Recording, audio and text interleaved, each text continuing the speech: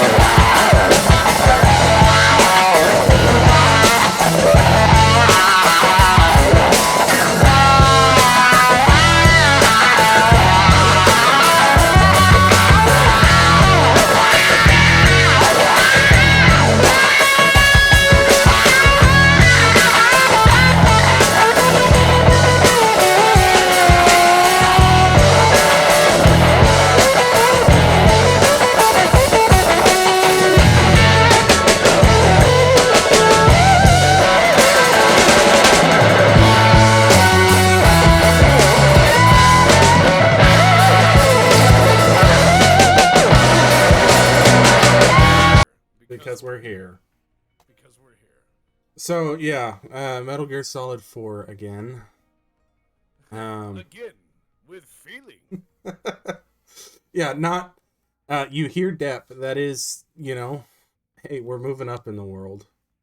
We're moving on up in the sun. He hears me, I'm in the distance. Tex is in the distance. Yeah, we're having a very unique audio issue with Discord. You want to hear something great with Discord? I mean, I could stop watching and we could balance off that, but this may blow people's eardrums out. If we have to, we have to. But I'd really Looks like you we to... will. Okay. Looks like we will.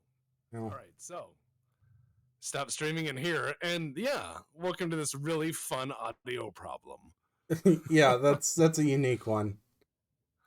Yeah, it's a thing in Discord where I'll be watching something, and it will be going, because you are watching, you must be entirely silent as much as possible.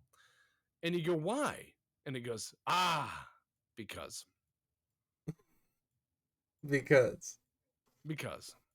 Tex is still a bit quiet. Oh, no. Oh, yeah. That's all I can do for you, brother.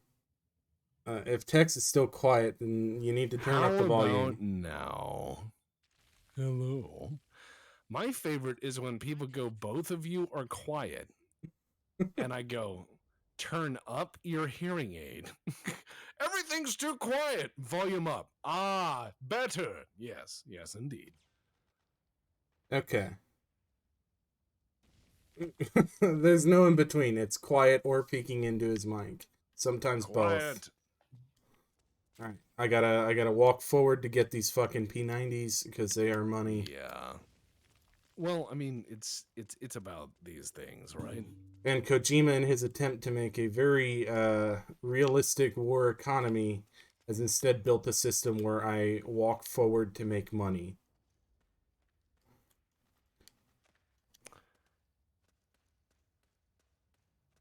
Yeah, we're just gonna have to roleplay like I'm on a walkie-talkie, I guess. All right, Snake, you're going to need to find the rations. If you eat plenty of beans, you should be able to destroy Hitler. Over. You know how much sneaking I've done in this game? Beans are necessary to defeat the Moon Kaiser. Are these guys still my friend? Probably. What's a friend, really? What's a friend? Good question. Hey, rifle. Oh. Oh, baby, you. You got what I need. Oh no, it's a PT-76. Whatever What? will we do? Well, I'm going to say this. Yeah, that might. No, that's a PT. No. No, that's a. That's their fucking airborne BTR. It is a disappointment, is the word you're looking for, Dep. It's not a real tank, and it knows it. He's driving up, and he's like, guess what I'm gonna do? I'm gonna drive forward with armor as thick as a lunchbox, made out of much of the same material, and I'm gonna hope that I don't run over something that breaks my tracks. It is not a real tank. No, it wants to be, though.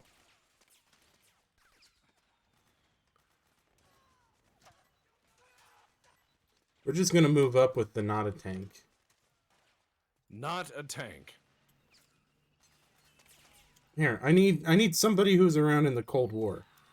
You got the little fucking flashcards. I know you looked at them. What is that?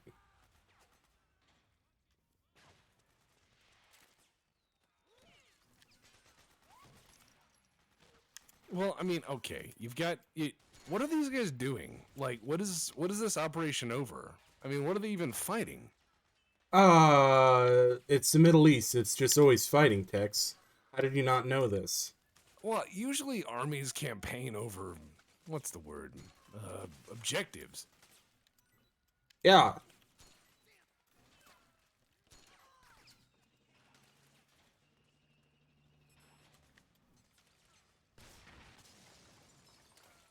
I'm just watching this guy pick people off, and they're supporting an assault with this not a tank, and you know, not a tank with such protective features as fuel door, and it's just going down the road, and no one seems to be bothering with it much. It is not a tank. That rear door is full of gas. That is not a BMP-3. Just go throw rocks at it. This thing will stop working on its own. Am I supposed to, like, move up? I'm kind of having fun here doing, you know, we have M4 target range at home.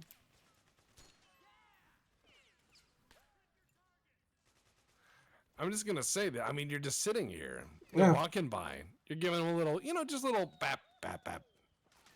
They die. No big deal. I mean, they get a little blap and they're all right. But, I mean, what, again, is this objective? Where are they getting these mercenaries? Are they, like, getting them at, like, a Sheetz or something? Are they just getting them at the state fair? Like... I had to move up and then the tank would move up. I see. I am the spearhead of this assault, not the tonk. What a great tank. I mean, I love that the tank's there, but damn.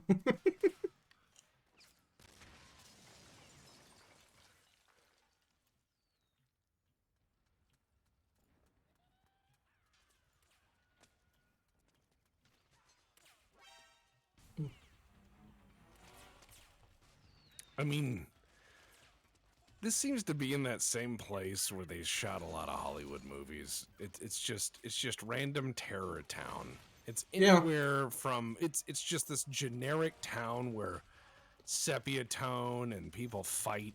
Oh yeah. All the helmets have headsets and stuff, and everyone moves all hunched over doing the roadie run, and there's always bombed out like milk delivery trucks from 30 years ago and like blown up posters. And oh look, Someone found out R is for rocket. Yeah. Good man.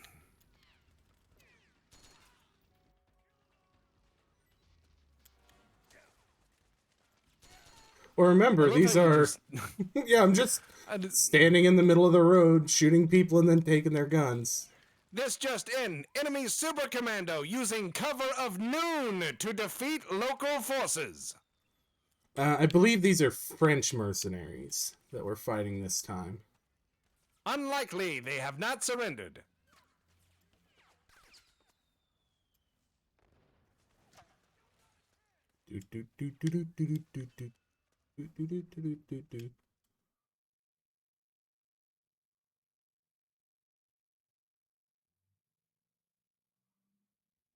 It's not French mercenaries. They'd send the Legion and we'd be in actual trouble. Hey, Killdozer.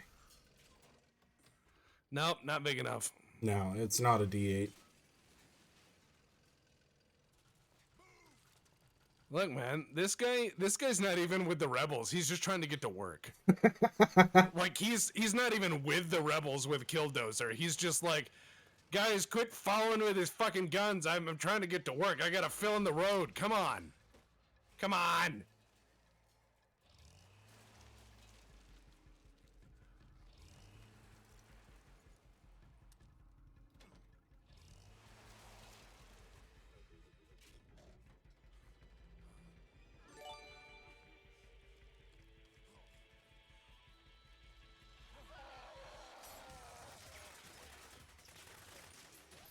Wow, this weird thing is stronger than a bulldozer.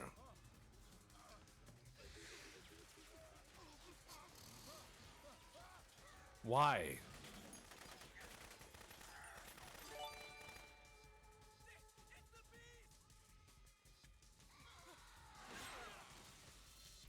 So did they not have a tactical plan for if somebody like stopped the bulldozer? Yeah, well, she's really angry. And that one's really sad. They each have an emotion because they're Metal Gear Solid villains. But why? Because Kojima thought it was really cool in Metal Gear Solid 3 and he wanted to do it again. So all the characters had such a amazing wealth and depth of personality. He felt that it is better to reduce them to To a simple single emotions. emotion, yeah. Right. Okay. Because they were too deep. I get you.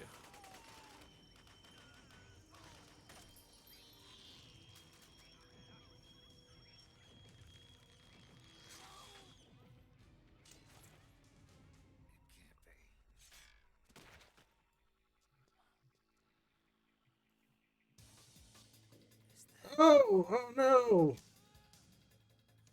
She's got the same generic, weird puppet power that... yeah. I mean, it's a thing. Yeah, it's a thing. It's been established in the lore of Metal Gear Solid. It's a thing, you know. Heartbreak Ridge was a much better movie than this. I agree. No. I think that Invasion USA is a better movie than this. You know, that one's been coming up a lot for some reason recently. I keep telling people to watch it. They blow up a lot. I remember seeing like a single commercial for it when it came out in like 2003, 2002. Invasion USA came out way before that. That's a Canon Films movie. Maybe it was a remake? I know I saw something about it when I was, that would have been about 2004, I think. Memory's weird. I don't like it myself. God, I hate the quirky mini-boss squad in this game. They're all such a pain in the fucking ass. You mean interesting characters with very deep development of exploration of... Listen, I killed more people than that just in the last 10 minutes you let me play. patiently, I'm not. too. I'm not supposed to be Yeah. Yeah, I mean, you walk through those people like, well, it was your job. Stealth action. Yeah, I made less of a mess too. Yeah, there we go. I dislike the generic little beep. It should have been the money noise from fucking Lord of War. Really drive home the point that the value of each of these soldiers' lives was exactly 900 Drebin points. Frank Drebin? No. Damn. Now, Frank Drebin would have been a much cooler Drebin.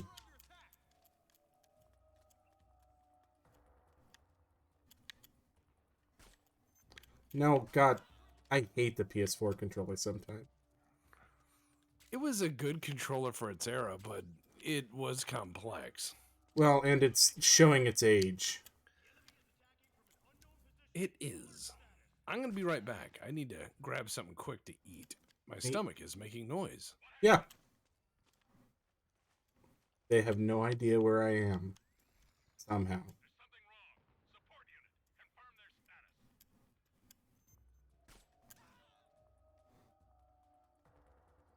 Does that sound like the Colonel to anyone else?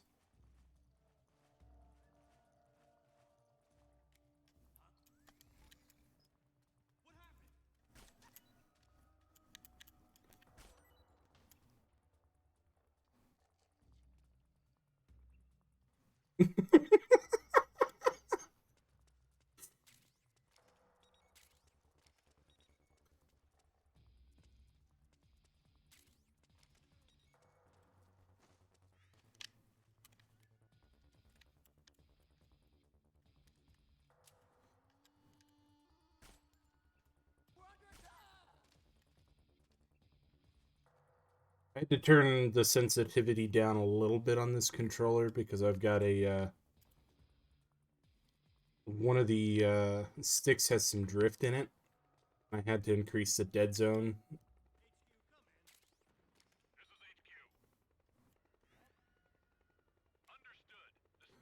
All clear? You just lost contact with the entire front gate. Like, fucking Securitas does a better job keeping anything it guards secure than they did. Hello. This game is not supposed to be on PC. This is a PS3 emulated version using RPCS3 emulator. It was a royal bitch to get working for streaming, but it's actually not bad if you don't need to stream it to get it set up to play if you ever want to play it.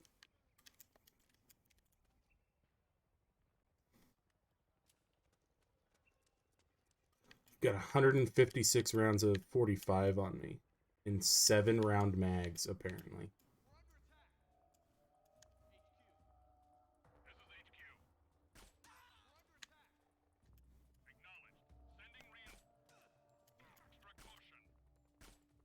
I'm incredibly impressed. I came back and it's not a cutscene. That's because I've been picking people off with my operator. Oh, you mean play? All right, yeah. I was gonna say like, well, don't worry about it.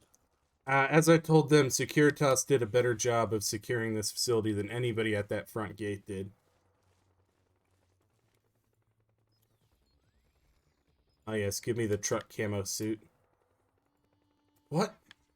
Who did this to you? Come on, come look at the body. Yep. I don't even know what's going on anymore. But these guys really, really. I mean, good God. Yeah, they're not good at anything they do. Hey, but the value of a Frenchman is 1,050 Drebin points. 1,050. Wow. Yeah. You should go check on him. That's absolutely not a trap.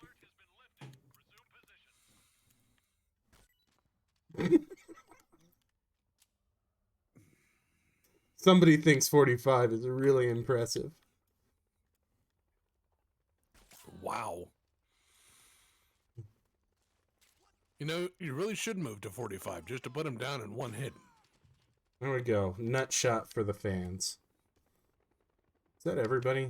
I think people expect that out of you at this point. You know, it's just become your thing. I mean, in the second game, you used the machine gun at several points, just full auto, into the balls, just into the balls repeatedly. Well, yeah.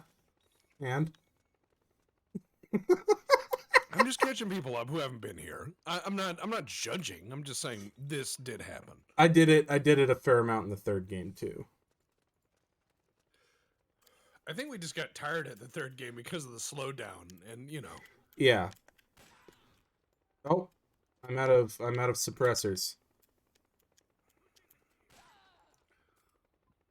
I guess. I thought I bought a shit ton of those. Well, to the war economy. Well, time to buy more stuff.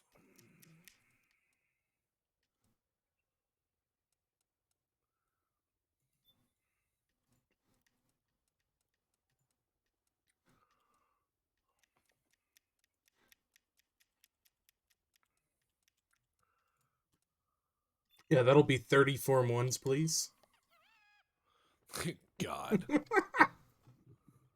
you imagine the paperwork on buying that? I have to put it on, don't I? Yes.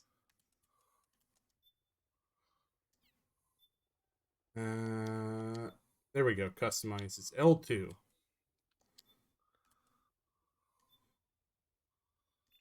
The fuck yeah, I'm gonna put a TLR1 on there. Actually, that's an Insight M3. I've. Oh god, the Insight was such an awful fucking pistol light. Oh yeah, that's super stealthy. He just turns it on. I don't know why that's got a red dot on it.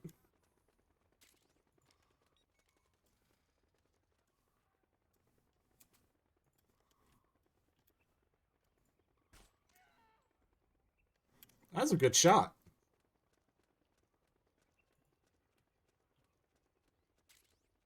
I mean, how many people are in this camp? And, well, Well, now I think like one or two. But it started out a much higher number.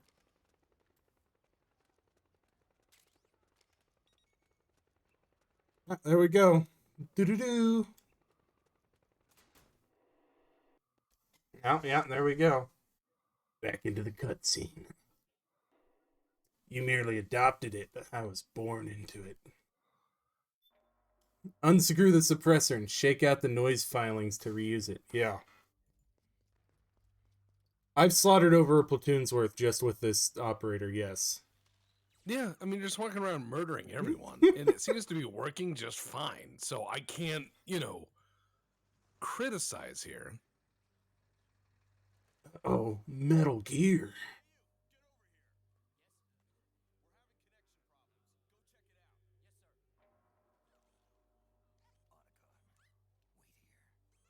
But he's the invisible robot nobody can see. Why not send him in front for reconnaissance? Or, buy a pair of khaki 511s and a black shirt. Go walking around. Nobody's going to notice you.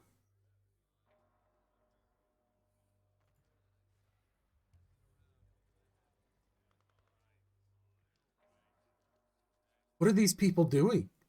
Are they just patrolling in a circle?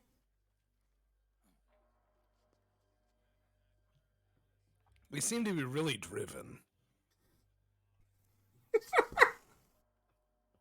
I mean, yeah, there we go. Yeah, it's liquid. It's liquid ocelot. Hold on, we're about to get a name tag.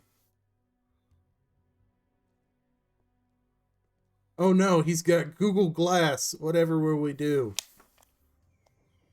Yeah, there we go. There's your name tag.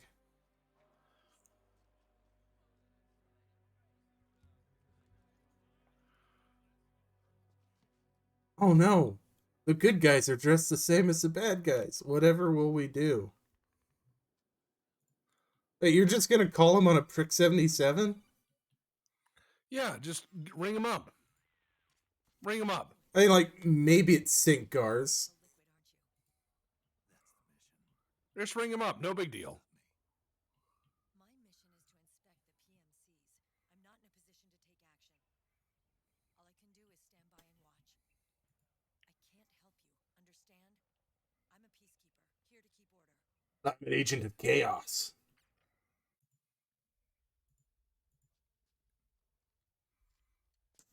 Either way, that seems like a conversation that you maybe shouldn't have over an open line or even an encrypted line in a world where, robots can decipher shit in a second.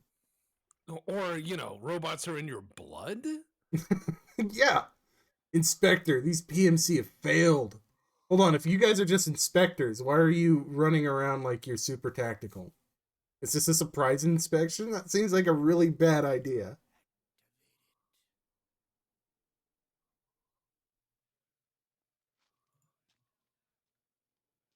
Just stand out there for him to see you? Nice.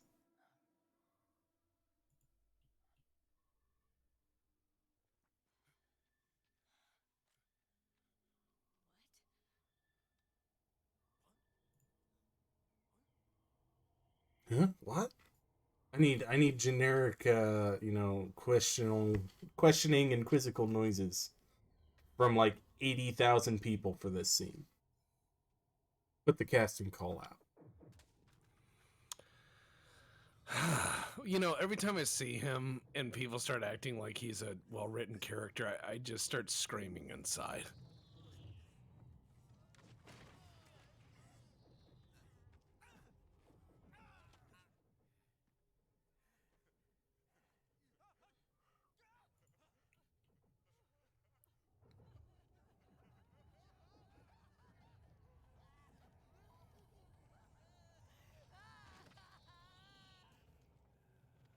Do you guys want to know the secret? Do you want to know what's happening here?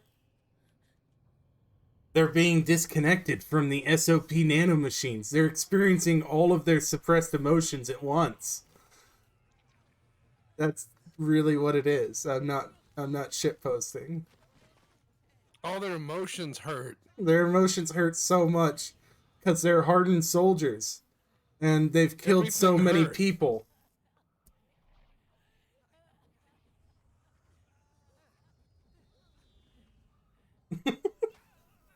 They're all experiencing a state of ecstasy from listening to my mixtape. Fuck yeah, brother. Keep that confidence.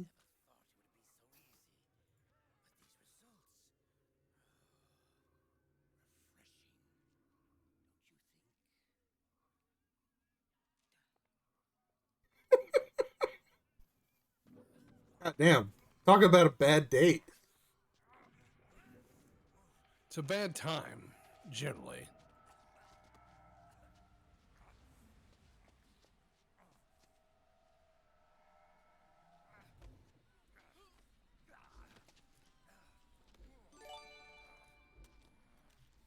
Thank you, Night Owl, for the subscription gift. Why do you keep doing this? I don't know. Why? What do you want from us? Wait, what you see is what you're gonna get. I can't give you anything more.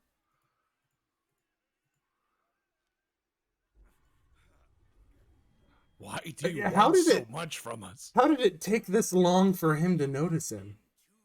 Oh God, even Nova's watching? Now we have to act extra special. She's been here for a long time. She expects a good show. Oh wait, no, she's been here for a long time. She knows better. So is Snake standing there in that he looks like he's wearing really shitty, like a really shitty muscle suit that's been made by like mossy oak. Yeah. Like it looks like he bought that camo at the Bass Pro Pyramid. The eighth wonder of Tennessee. The eighth wonder of Tennessee, the Bass Pro Pyramid.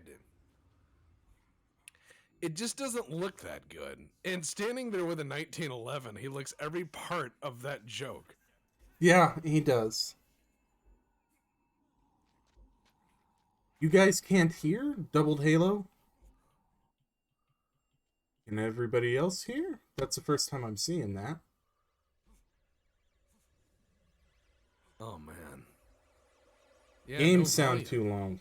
Ah. Oh yeah. Oh, I'm sorry. They're probably losing the epic, and I do mean epic soundtrack and all Yeah, the the mixing on this game is really awful, so I'm having to kind of turn it up and down. There you go. Now it'll be stupid fucking loud. Oh, yeah, she injected herself with an EpiPen. Good job.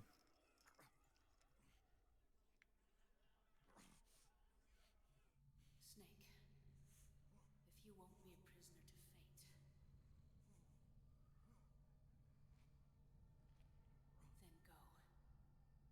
Fulfill your destiny.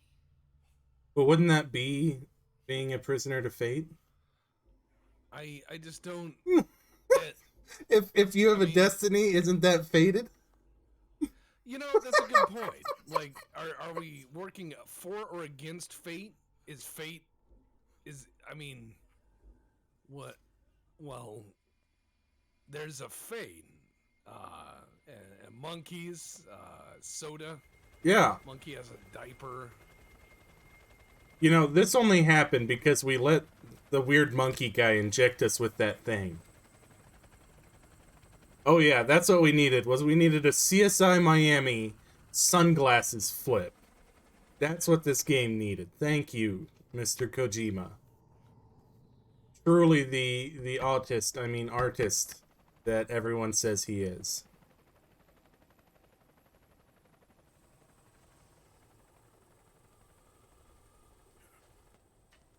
Wow, he's really light-footed.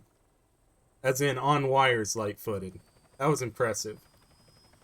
Well, you know, I mean, he's very spry. Keeps active. Why are they following the helicopter?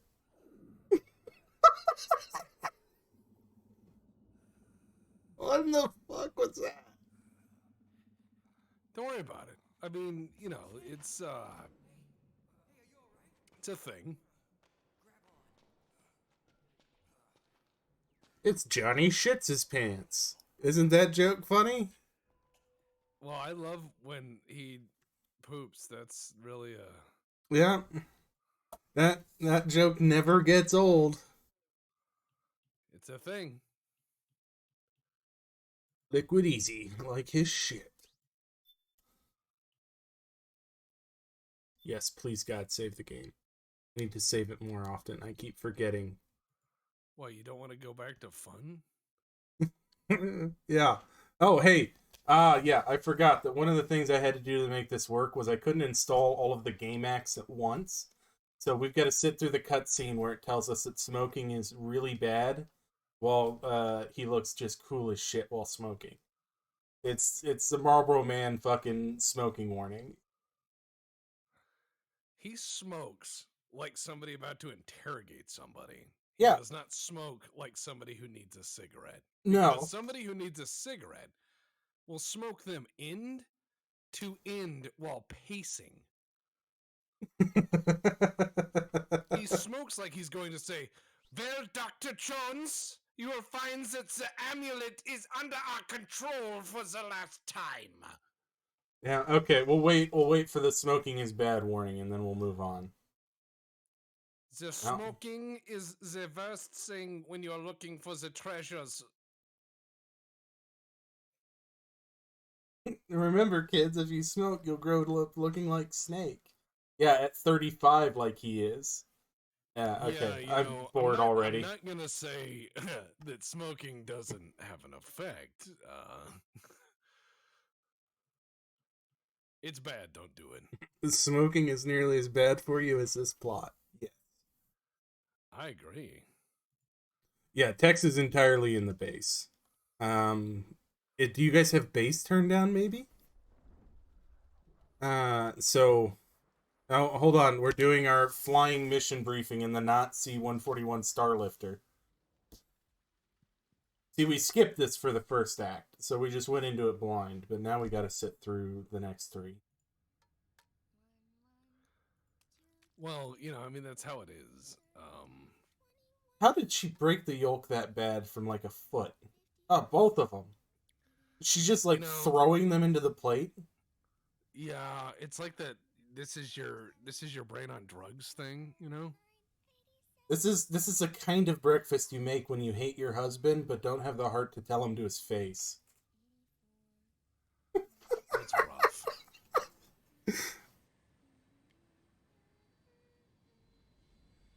I know it's a metaphor. It's a metaphor that someone doesn't know how eggs are made. It's like, I'm gonna use a metal spatula on a metal pan, and you just scrim. I like how they didn't get like, a new photo of Olga. It's just a screenshot from the second game in case you didn't recognize her. Remember this character? They're very real. Yeah, Sunny here, the kid, is Olga's kid, if you were wondering. That's why she's got the platinum hair and the inability to cook. Uncle Hal? The eggs, they're done. Thank you, Sonny. Snake!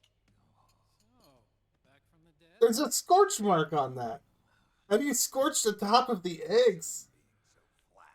It's one of those things where Oh nothing God, makes that's a sense, dick. and this is important. I'll dig in right away, Sonny. I don't remember the sun being so flat.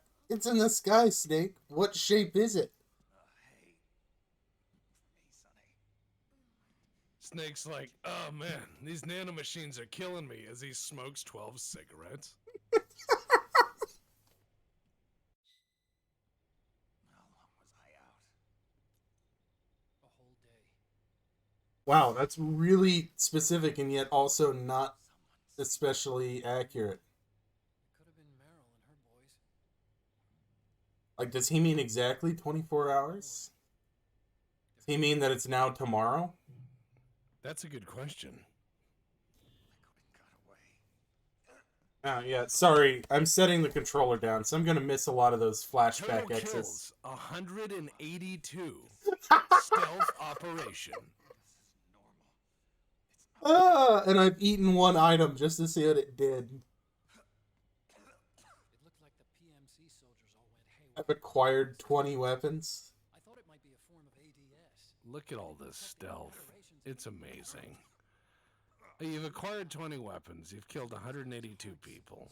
You've had 13 flashbacks. So this is, all in all, Yeah, I mean... not really... CQC uses 2? Okay, yeah, that's... Oh, yeah. That sounds great. Half my People kills say- were headshots. You're right. Naomi was there. 182 people that will never be missed. The French. So it was Naomi. Oh, man. They're having a... It looks like he's just sitting there having a sad moment. How do you know it was Naomi just from an auto-injector? That's a good question as well. Right Like, after it all medical equipment is kind of standardized. Why does he have 2 thermoses full of drank in the corner? Like, is he One's just full of sitting there like- piss. Oh. All right. One's full of piss. Got it. Yeah, when the piss one gets full, he dumps it, fills it with water. The next one turns into the piss one. Here you go. Thanks, Sonny. They're delicious.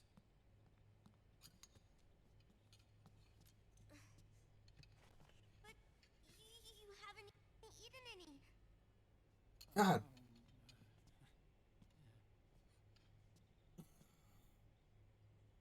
I do notice that he does the hold it in both hands Grown-ups Japanese thing. watch our caloric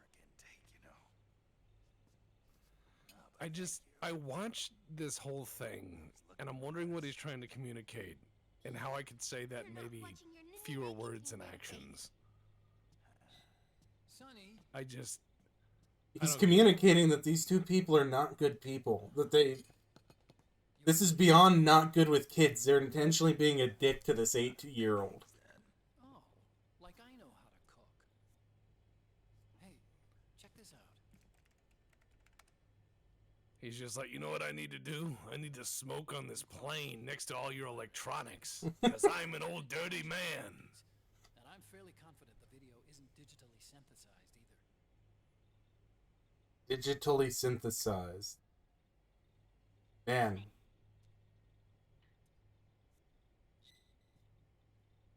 I'm in South America. I've been captured and forced to do research. It's liquid. I've given 62,000 Drebin points to Drebin already. Sons of the Patriot system that I control shouldn't have bought all those fucking suppressors. To do that, he needs to analyze the nanomachine structure and find out how they communicate with one another. The nanomachines currently in use by militaries and PM are third generation. But their design is derived from that of the first generation. And the basic technology is still the same. First generation. I was the one who created the first generation nanomachine colony, part of which was Foxdie. So, I mean, again, like, we're just... Oh, look, new items in stock. Thank God. Something interesting. All right. Oh, we can buy the G3A3, the M60E4, Uh-huh. M82A2, Saiga 12. There's a good one. the Javelin, Law Rocket. Yeah, okay. the Emotive Magazine, which makes somebody feel emotions when they read it. What? Yeah, we're gonna use that a ton. What? I'm a very emotional snake. Ugh. I don't like this. Is somebody just like banging on a trash can like they're trying to wake up a bay full of recruits? Hurry.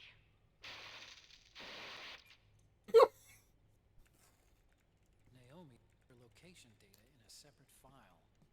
You know Snake is a dick now because he wears Desert Tiger stripe. It's a type of encrypted data. Sonny decoded. That's possible. That's actually quite possible. I think dicks. Yeah, I'm definitely into that. I'm definitely into that theory right there. Yeah. Definitely into that. Yeah, because that's why Drebin wears it too. Somebody. Yeah, no. Yeah, this is a Kojima thing I'm down with. Down with it, yes. Yeah. And Mei Ling's helping us out from Hawaii.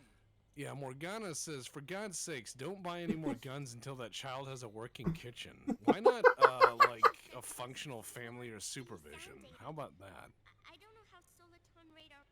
Like, hey, Otacon, I got a real quest for you. Why don't you find this child adequate parents? Yeah, why is she living inside a C-141?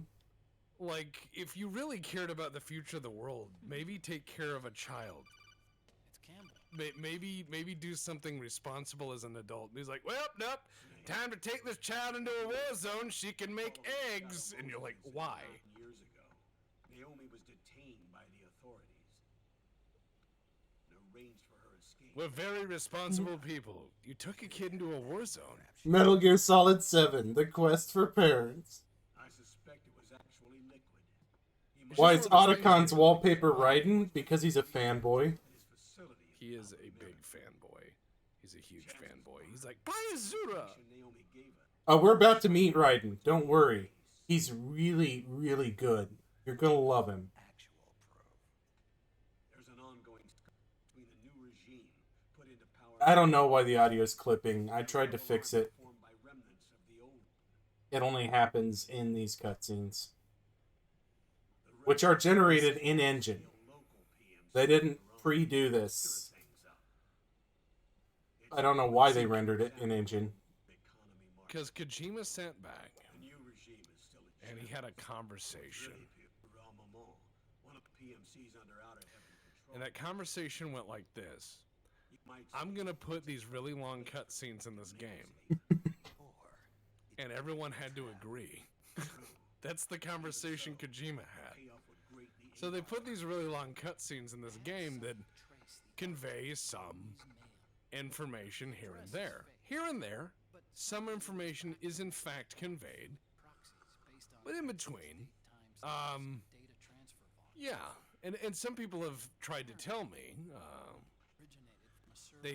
some people have in fact tried to tell me saying, oh, this is Japanese storytelling in video games. And I'm like, no, it is not. Because I've actually seen Yakuza, and I've seen Mike play a number of them, and I go, no, that actually has a story I could follow, and it's reasonable, and has characters that have plot, and, You know what they do, and they're characters you can describe without describing their profession.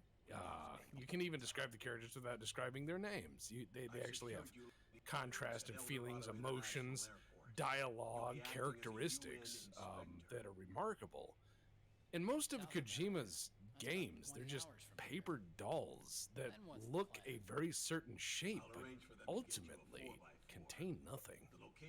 Yeah. It's like, this man is large, McBig, huge, and he has a minigun. And you're like, all right. This is a story by a Japanese person. Yeah. Olga is chilling on a beach somewhere drinking rum, thanking God she left her kids with two really responsible adults. Hell yeah. So this, if you play it in the episodic format, this isn't as bad. Because you got a 15-minute cutscene, you got some gameplay, and then you got a 15-minute cutscene on the outside. But this is getting really, really irritating. All in favor of skipping, say aye. Chat, let's say aye, please, because I would like to say that I played a game on Monday rather than chat. Let's just make up what's missing. Look, okay, so chat, we'll make up what's missing. We could write some copy. We could do this. I know we could. Hey, buddy. Hey, pupper. No, I didn't shut my door this time, so you couldn't bother me.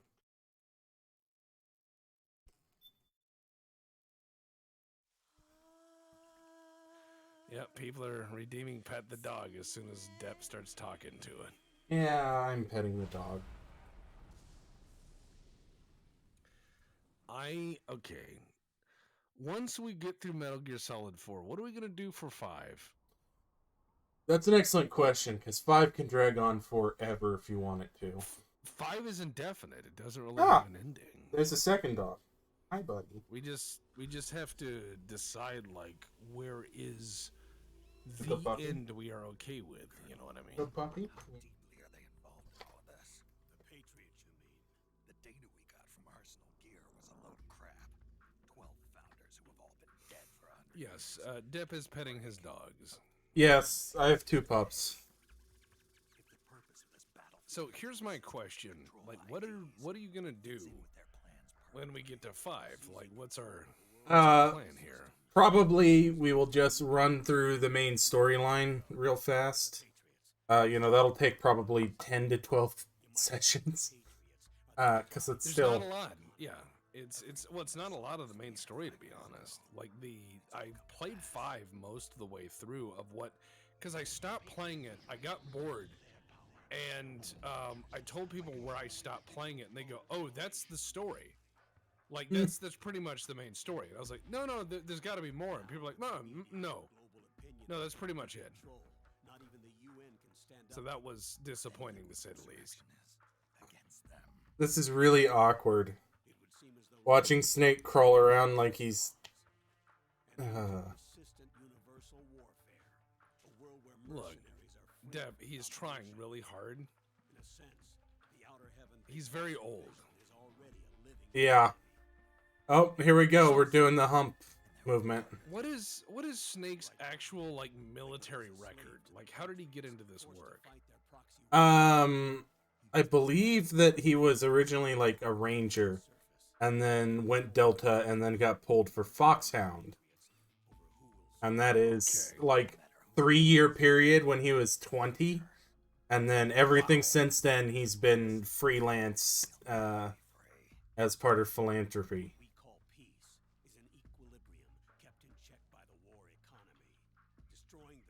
He seems like a very bad story of somebody that you'd meet who's like, yeah, I was in special forces. I was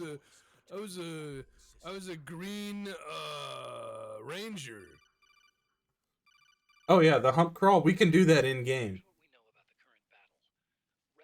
I like how he just like relaxes when somebody talks to him on the radio. Well, you gotta. I mean, you can't always carry that with you. It gets really heavy. You gotta get, you gotta relax. Oh yeah, I forgot about those. That's where she is. Assuming the data is correct. And one more thing. What now? So, I mean, who's bankrolling all these PMCs to waste all this shit on, you know, this? Yeah, on Metal Gear exoskeletons with Alice packs on the back. It just seems really, really incredibly unnecessarily wasteful. Like, couldn't you get the same out of cheaper forces? Kojima's not going to show the execution. Well, that would be crazy. Why would you do that?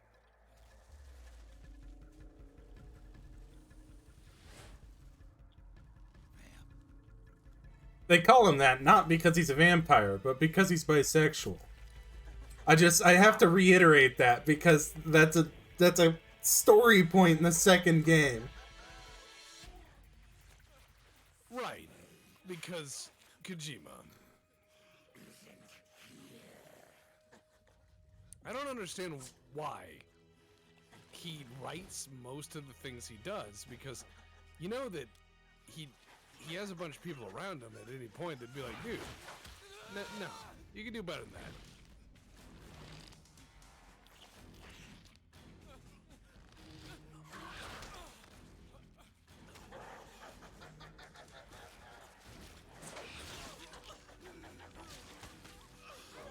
I'm wondering, like, okay, how old is, because they say Snake's just gonna get older. You know? Yeah, he's prematurely aging. Well, right. Why would they then go, we need to send this guy out there? Because, like, if someone said, hey, you've got advanced cancer, you wouldn't go like, well, it's time to go out and take up motorcycle riding. You know, you'd be like, well, I'm going to be in some declining state, and anything I attempt will probably put a lot of stress on my body and possibly harm others, you know? Oh no, the rebels...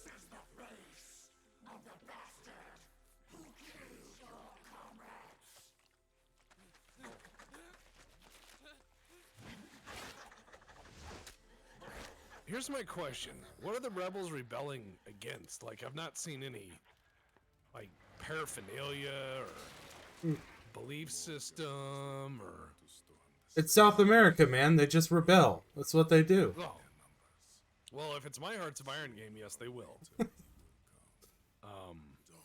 What combat theater would the military find a cyborg Medusa useful in? She's not military. She's just really happy. That's her joy, emotion. So, she's here now. You understand you sound like a crazy cult person when you say that. They're like, that's her joy emotion. She's not upset. It is her joy emotion. And I'm like... Yeah, I know. Yeah, all right. I'm well aware of how that all sounds. Oh, they just kept them face down waiting to be executed while they did that? Now, hold on. We gotta go to commercial break. Captain's calling. All right. Commercial break. On a spaceship and get it the fuck out. That takes time. I really don't think it does. You go like zoop, zoop, and then you've got like two grappling lines in the old Robo Dick box, and then it's just crotch first into the sky. I don't care if it's sleeping. If you grab it, you really want to explain to the 10,000-year-old avatar of death why suddenly it has Jado strapped to its dongus? I feel like someone has to. That's what the arm toilet paper is for.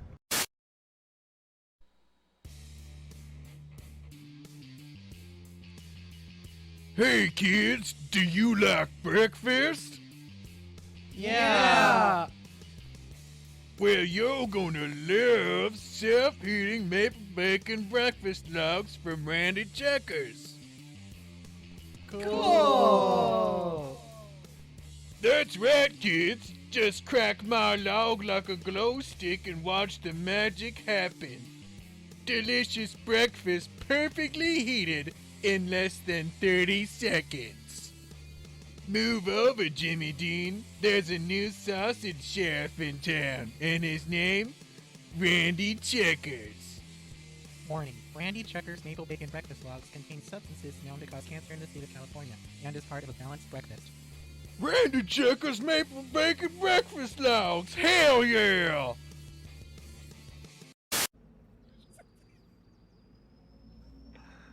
Where's the other half?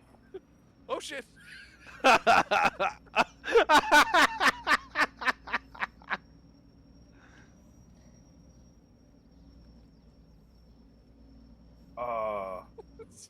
Whoa. He's gone. I must go. My people need me.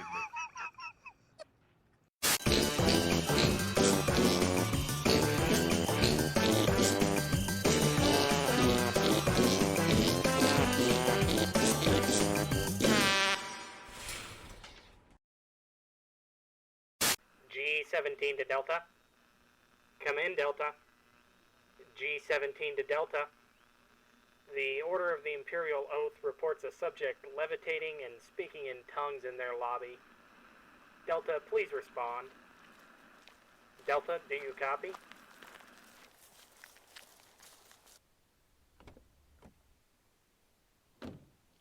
Hey, it's Quinn here. Sorry, Delta responding to G17. You said a man is levitating and speaking in tongues in the lobby. Let me just. Oh yeah, I'm feeling that. Yeah, all kind of. That's really annoying. We're on our way.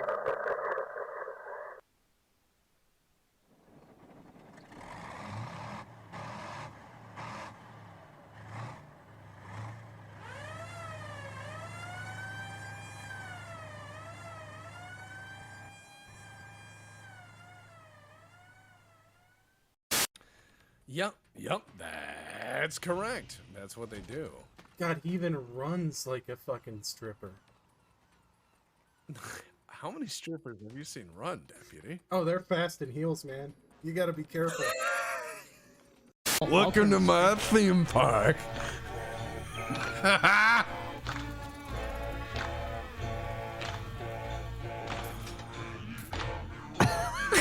Welcome to the park. Oh God, why? Type of shitpost based Valhalla. An absurdist comedy club where all great shitposters exist. Where nothing is serious, where irony is the only language we speak. We go out into the world and we come back with new and greater extremities to dragging them in like a fresh kill so that we show them to other shitposters. And at the end of each day, the material is wiped clean and anew. The world is remade in new and more absurd ways, and the only way we can cope with it is through greater acts of shitposting. And this shall be our eternity. There might even be a feast of beans, terrible mac and cheese, pizza abominations, fucking carbonated sodas made of spaghetti. You have no idea. This could be ours. This could be our fate, and you are but one step from realizing this opportunity for yourself. I'm so proud. Flipping off the helmet. Yeah, fuck you, asshole. Fuck you guys. Just start shooting. Losers. Absolute fucking losers. We should probably get some altitude. Yeah. You really gotta let them know, you know. You gotta hang on. Yep. There it is. Nope, yeah. No. Yeah. Did you disengage the autopilot? No, I opened the window.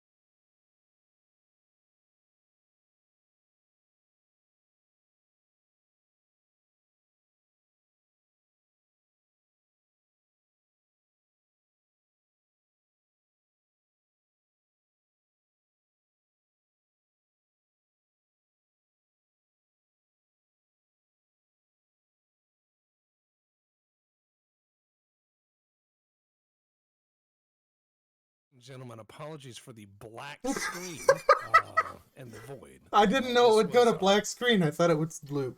God damn it. This was our interpretation of Kojima's writing prowess as demonstrated through the audiovisual medium. And to give you an equal alternative. If you're not able to tell by the text in the top left of the screen, the game crashed while we were away. Oh, good. The PS3 application has likely crashed. You can close it. Excellent. All right. So we're gonna go to the technical difficulty screen now, and we'll be right back. Tex is so quiet. Tex fell deeper down the well. You sound about right to me. I see. I can't boost Tex anymore. He's at 200% in Discord. I've got desktop audio as high as it'll go. I've got OBS audio as high as it'll go. When I hear him talk, he's peaking on every syllable. I can turn my volume down. And then you guys just turn it up. See? Balance. All right. We'll be right back. Background.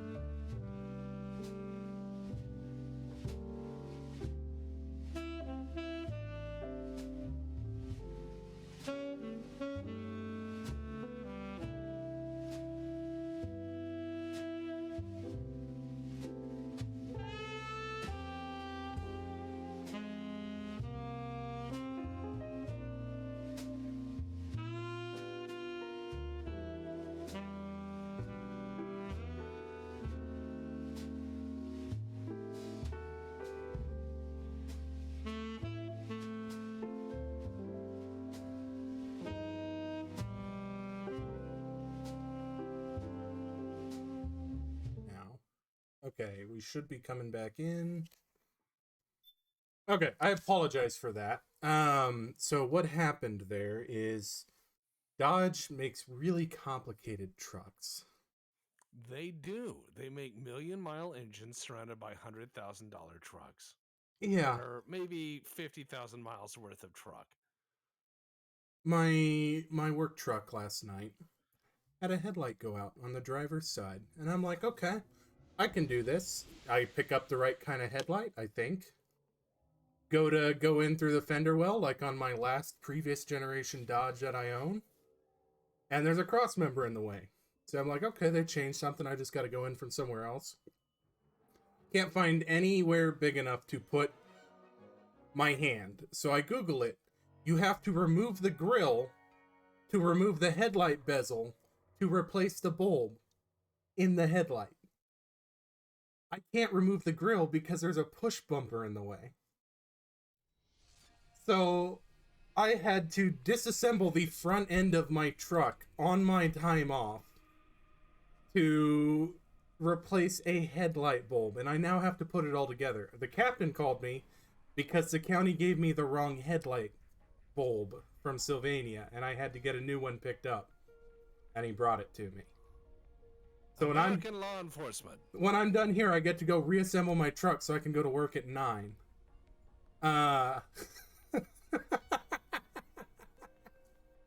This is why mechanics want to lynch engineers. Generally, yeah. Every engineer I've met who designs like vehicle stuff seems really depressed. I don't know why. The Ape Escape Metal Gear was stripped out of the version of Metal Gear Solid 3 that we played, or I would have shown it off.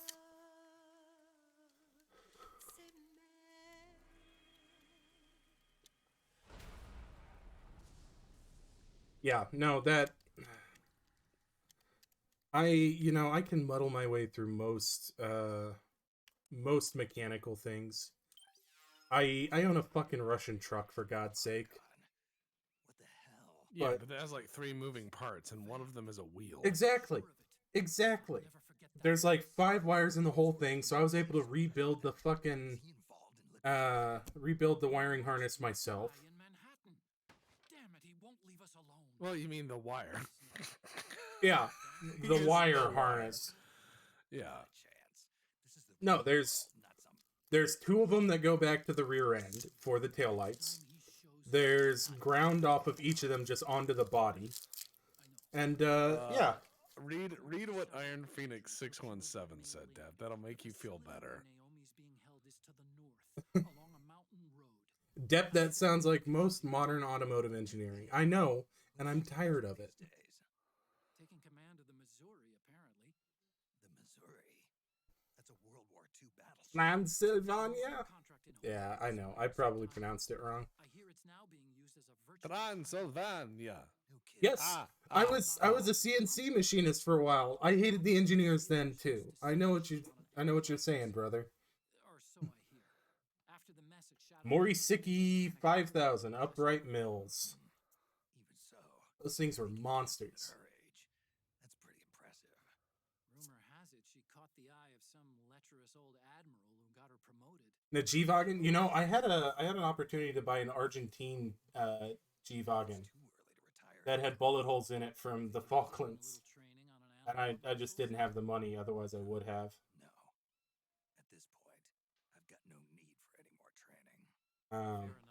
Evidently, that one was a British officer's personal bitmobile after the Falklands ended, and then he brought it back to the UK, and then he came over for like 2 years to the Army War College, and he brought his G-Wagen with him to America and didn't bring it back. Yeah, I mean, that's a pretty cool war trophy. I'm not gonna lie. Oh yeah, you know, if I were a British officer in '82, I'd do the same thing. They might get rid of some of the PMCs. Yeah. Carve a path for you to sneak in. That freak I just saw with the tentacles, was it using the same octo camo system as my suit? Yeah. I thought that technology was of your own design. So this is like the 8th or 10th time that Otacon has plagiarized something canonically. Sonny snagged off the net. Oh, he calls it innovation. DARPA. So in other words, we're on equal ground technologically. Sorry, I guess I should have told you. Yeah, it's kind of a dick move. They know I'm coming too. It had my face, Otacon. I was strangely aroused. Yeah. Yeah, so Otacon's the true inventor. Yes. Where Naomi's being held. It's to the north. Hold on. Is my flashlight gonna come on? Yes, it is. Because he doesn't know how not to turn the fucking flashlight on. You don't need any of this fancy flashlights when you've got your eye patch just like number 2 has in Goldmember, where you can like see through the cards. You know, it's very fancy. Super fancy. Yeah, what happened?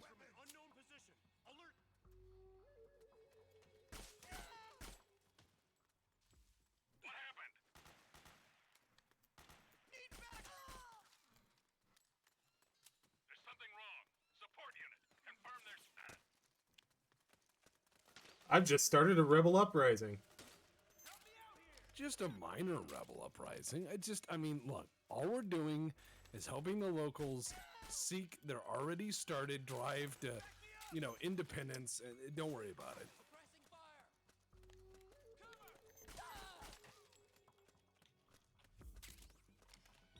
If they watch me kill enough people in their name, I'm their friend again. Even though they terrified the, Nope, hold on.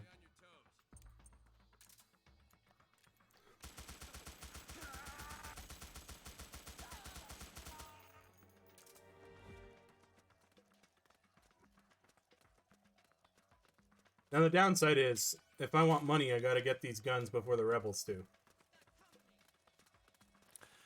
That's a fair point. You don't want those guys running around with essentially your profit. Yeah, no. There we go. So it says that the smoke grenades are ID locked. How does that happen? Well, you have a grenade, and on the pin when you pull it, it says, "Did you ask permission?" It just says that. It's like a little pre-recorded thing, and that hesitation. You know what I mean? Okay. You know, as long as it's something that makes sense.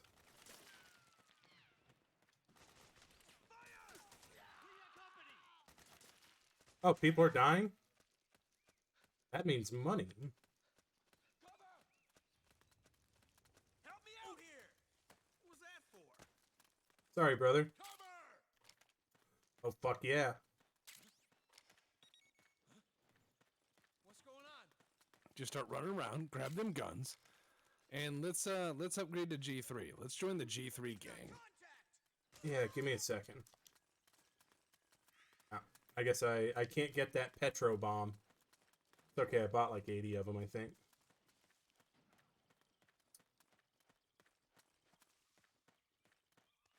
Don't mind me, gentlemen.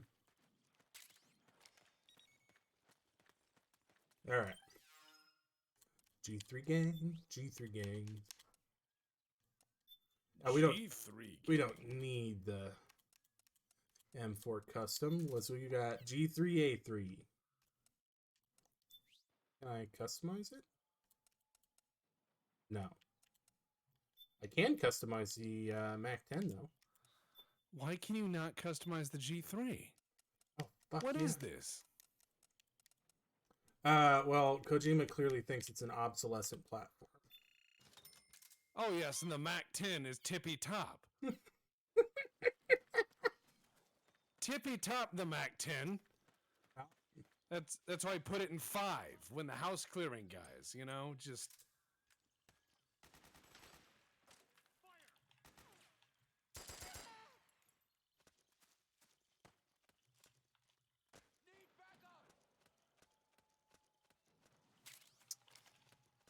Yep.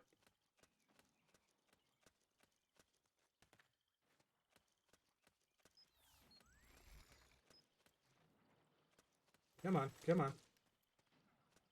Alright, I guess I can't climb up that one yet. well, no, you don't have the. I mean, you're too old. Your guy will start sounding like popcorn. Here we go. Yep. I've shot a few Macs. Military Armaments Corporation out of, God, Colonel John Ingram, interesting guy, but the Macs you see nowadays on the civilian market are the Powder Springs conversions, and I've shot a few of those, and they range from like fireable to exciting, you know, but not what I would consider to be modern or reliable arms for special operations choices. But, you know, Kojima thinks that they're like tippy top choices for all sorts of things. Hence his mercenaries using them in 5 and all sorts of other things because he's just like, this is great. Yeah, yeah.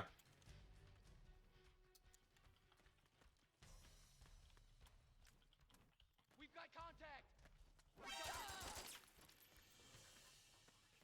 That guy had a bad day. It's not, it's just like, the Mac 10 is one of those things of, do you want to make something that is a bullet hose that is the least amount of care you could use to make one in, that is then survivable enough to be used? So it is a smidge more care. Like, if you see a G3, that is a rifle that's made with care. But if you see something like the grease gun, you know, this was made on a Friday, right? So, in between... No, I want to climb. Yeah, there we go. Yeah. These guys aren't wearing level 4 plates. Miss Ally Blue, I believe, has spoken correctly. If Kojima actually liked them, they'd be called something like Mummy Dom Lover Gun in game. Quite correct. He's a weird guy. Psychological counselor. Psychological counselor. Oh, have I gotten sad because I killed so many people? Stress of battle. End up panicking. She'll be useful in helping you Colonel, I've been killing people for you for 20 years now. Why are we having this conversation here? Because Congress is listening. And that's a crash. Ba-da-da-da. Da-da-da-da-da-da.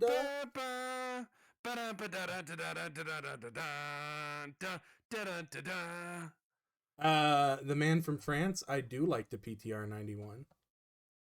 I built Dep a rifle with some parts from one. Yeah. I build rifles for my spare time sometimes, and PTR makes some really good flats that I've used. All right, we're going to go to the technical issue screen for about 4 or 5 seconds, and then we'll be right back. We're going to get there. One of the...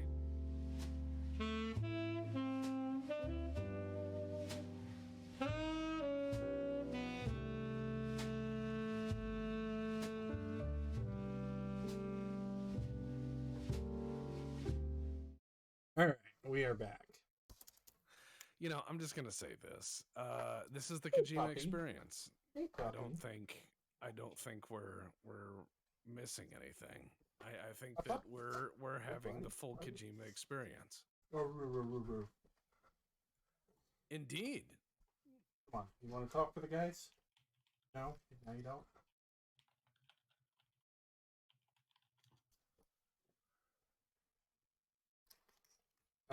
Yes, hit the X button.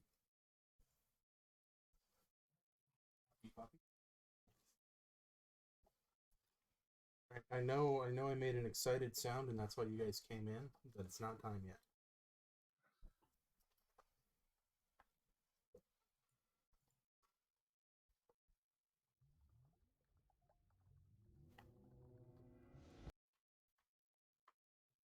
Alright, back up. They should put the very advanced and reliable Jaddy-Matic in this game. See, that would have been fucking awesome. If you could do dead-end designs in Metal Gear Solid 5. The Jaddy-Matic fits this. It fits this perfectly. It fits it perfectly. It is absolutely perfect for this. And Miss Ally, I believe you are correct. Actual qualities of the firearm aside, the Jaddy-Matic has possibly the best name of any gun. Oh, it's a wonderful name. You know, it's one of those things where it's like, don't worry, I have the Jaddy-Matic, and it has like a little box it comes in, and you're always missing a part or two, so you like unfold it and stuff hits the ground, and you're like, it's meant to do that. And the guy you're holding up has no idea because he's never seen one working. You're not gonna do shit, Otacon. Jaddy-Matic, from the makers of Bromo Seltzer and the Morning After Pill. Jaddy-Matic.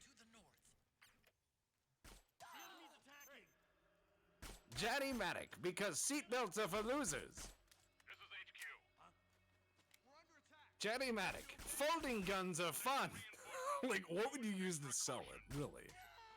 That's an excellent question.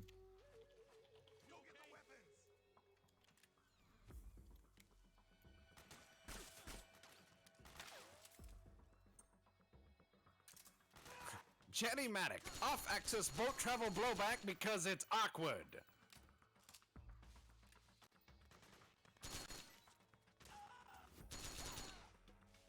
It's objectively the worst decision we've made in a while. Jaddy-Matic, no rear sights.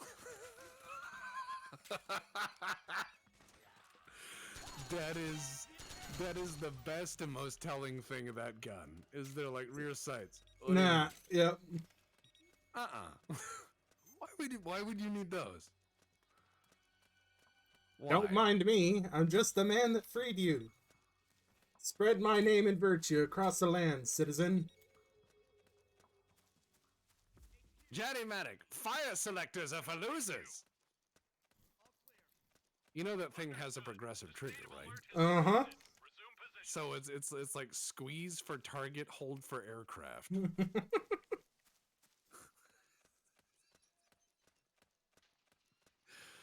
I love how it's basically like a Fallout 2 submachine gun. It's just like, hold it one hand and spray!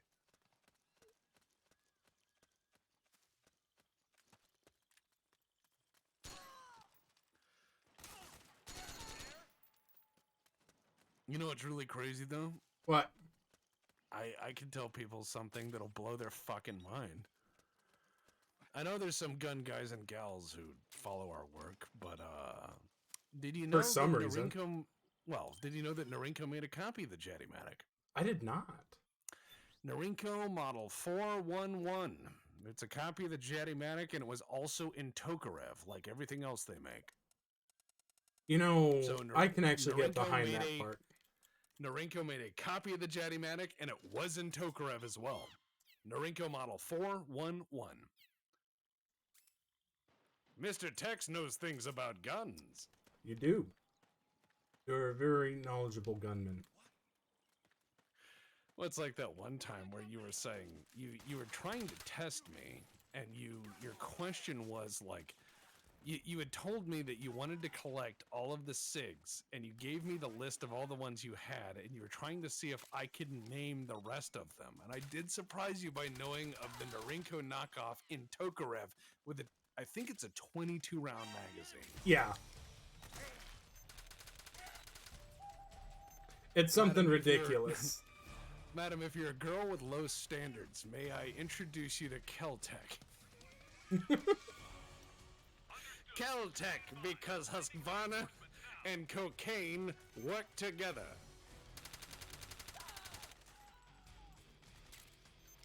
I'm just gonna say this, like, when I've seen a lot of Keltec ideas, and I am struck by the sheer weight of impractical engineering applied in one thing to solve a problem that no one needed solved. No one needed solved at any point. Keltec will be like, you know how it's hard to put a whole box of shotgun shells into your shotgun? And you go, well, do you mean the 5-round box? And they're like, no, the 25-round box. Do you know how hard it is to get that in a shotgun? And you're like, Keltec, I've never tried to do that. And they're like, well, don't worry, we've got you handled. All right. Yeah. So we're skipping this cutscene so that it doesn't crash again. But he's talking about how awesome it is that he's 60 years old and he's fucking Jack's ex-girlfriend from the second game. That's fine. I mean, I didn't want people to lose that important bit of plot there. No, of course. But no, I love Keltec because they're just like, you know how hard it is to get a whole box of shotgun shot. All right, you know how everyone loves 5.7 by 28, right? And everyone goes, no, it's like literally you cannot carry it as a defensive handgun because it is cheaper to give them the gun with the ammo in it than it is their wallet. Like it is just cheaper. It is cheaper in every way to let them shoot you than use the gun. So everyone's shaking their head. No, 5.7 has never been cheap. And Keltec goes, right. Well, anyways, what if we made a 5.7 pistol that worked like a movie clacker? And everyone just was like, what? And then they made it. They just made it. Just made it. Just there you go. And then everyone goes, why? And they can't hear you because Keltec just doesn't have a suggestion box. If you scream why into the void, Keltec will just start inventing things. Yeah.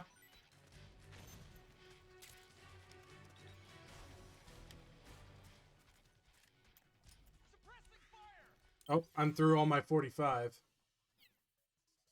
That is unfortunate, but it does happen. I own a Thompson, so I am frequently in the same position.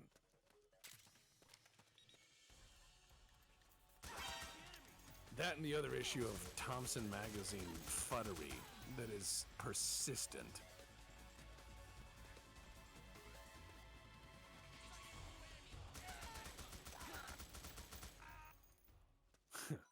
All right, I think Night Owl has the best statement.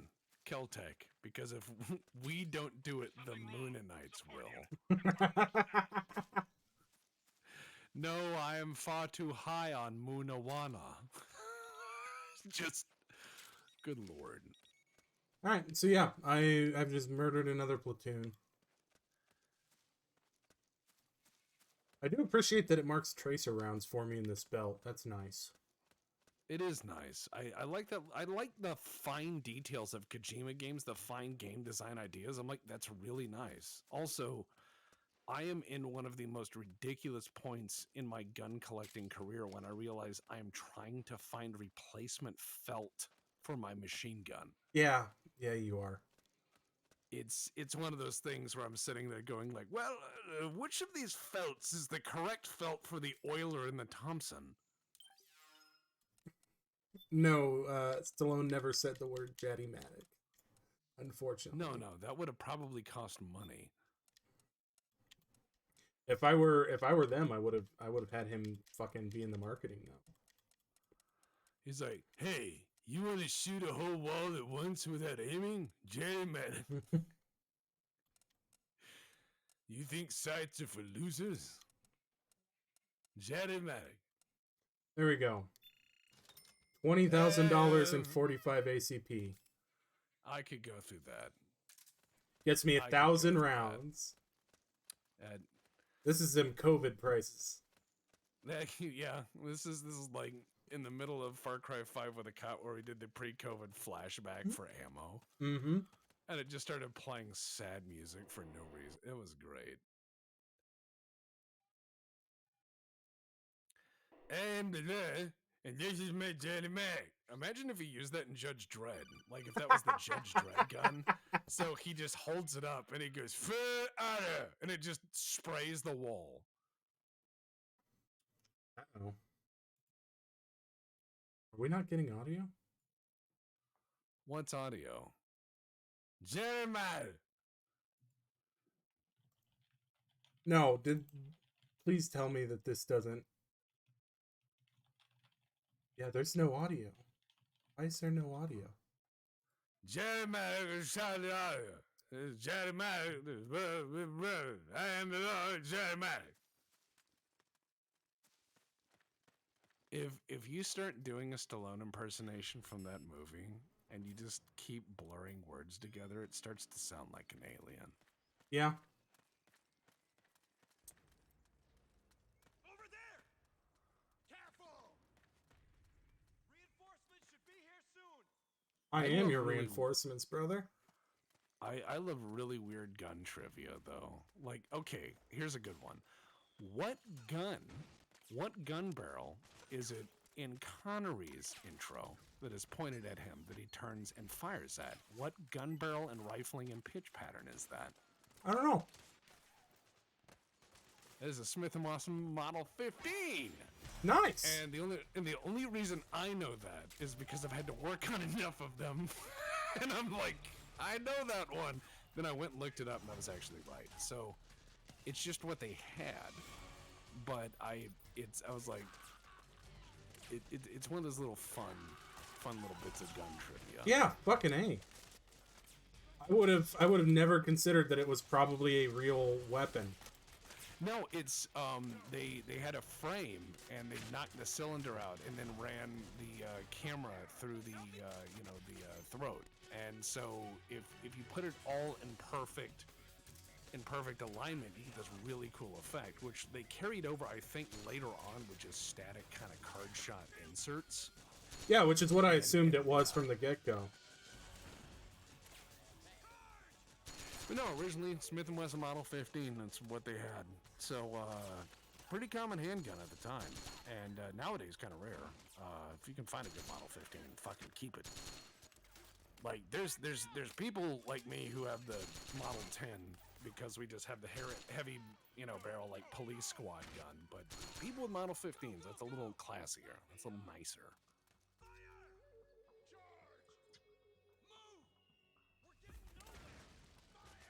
I don't know. You guys have made a fair amount of progress, actually.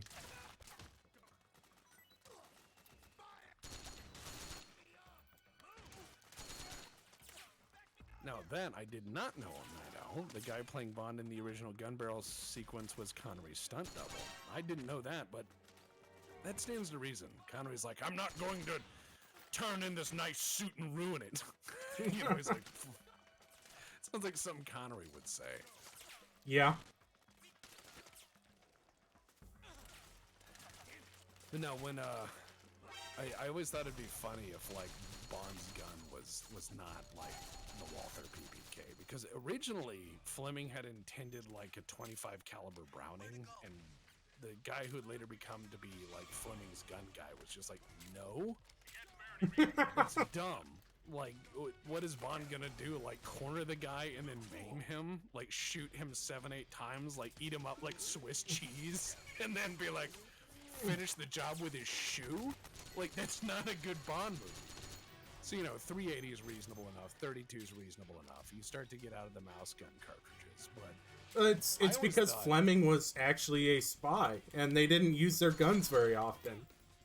Well, and I think that what would be great is, well, another fun fact, which a lot of people do know, is, so Ian Fleming's cousin was this guy who was, like, SAS and had done all these operations and stuff and seen a lot of action, and he also was really interested in Hollywood. His name was Christopher Lee, who basically Ian Fleming based James Bond on, but kind of exaggerated it. So if you ever you see James Bond, realize that could have been played by Christopher Lee, who was playing his fucking self, but a lot cooler. Because imagine Sauron being like, vodka martini, shaken not stirred, and then just, you know, shooting somebody because he's cool. Where did you come from? Oh, he's just glad to be there. But imagine if it was Christopher Lee. We could have had that Bond. That would have been an awesome Bond. Yeah, that would have been a badass Bond. And I would have seen that as like a grindhouse Bond, where he's like, I'm going to leave an impression upon you, and then like crushes him with a press or something. You know, just very Hammer horror film Bond. But maybe that's just my directorial lens.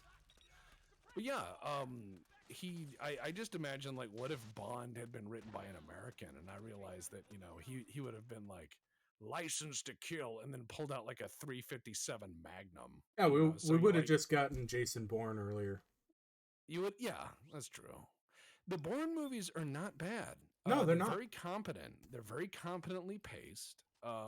They're very competently paced. They're very reasonably written, like reasonably well written. And I think they're fine films. I think the Renner one though was probably the best one.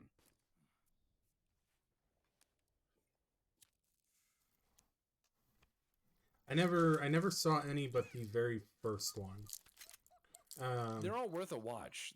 If you watched Bond, they're worth a watch. They're less campy than Bond, but they're all frozen in time like Bond movies are. Yeah. Yeah, that time being Patriot Act America. Yeah, and they're good. They're pretty good. You know what is another one I want to get is I hear that the Norinco has a Type 52, which is a copy of the PPK, but it's in Tokarev. You have to wonder at what point they're just trying to get rid of all their surplus Tokarev ammo.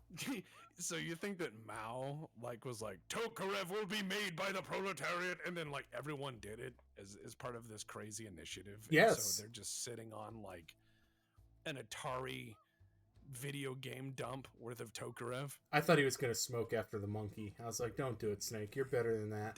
You don't need to smoke after a monkey. Like, if you've reached that point in your life and you're bumming cigarettes off a monkey, like if you're sniping cigarettes off a monkey with a diaper, just quit. Just quit. It is time to quit. It is time to check out. Your time on Earth has ended as a functioning member of society. When you have to bum smokes from a monkey, it is time to quit. You are no longer relevant. You are no longer even in the food chain. If you have to bum smokes from an ape, you have lost. Yeah. I rest my case. Snake needs to retire. The back door's open. Why do you gotta look through the hatches?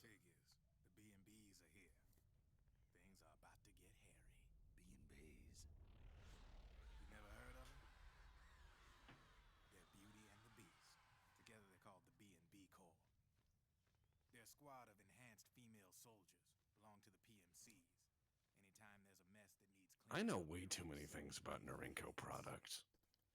Sorry, Snake. Somehow you got monkey lung cancer. God. All right. I happen to know A that High Norinco Point makes a Norinco knockoff in Tokarev? Hell yes. I happen to know Norinco actually makes a revolver that is very, very weird. They make the NRP9, which is chambered in a proprietary spin-off of 38 Smith & Wesson, so it can't be used by criminals. So, like, if someone captures it, they can't get the very controlled law enforcement bullet. Yeah. This bullet is so controlled that nobody knows what it is.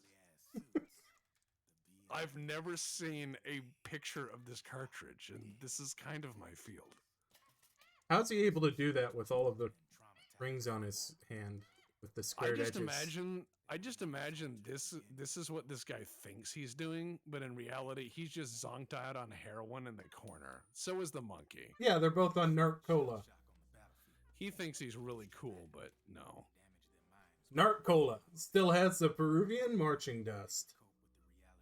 Not cola.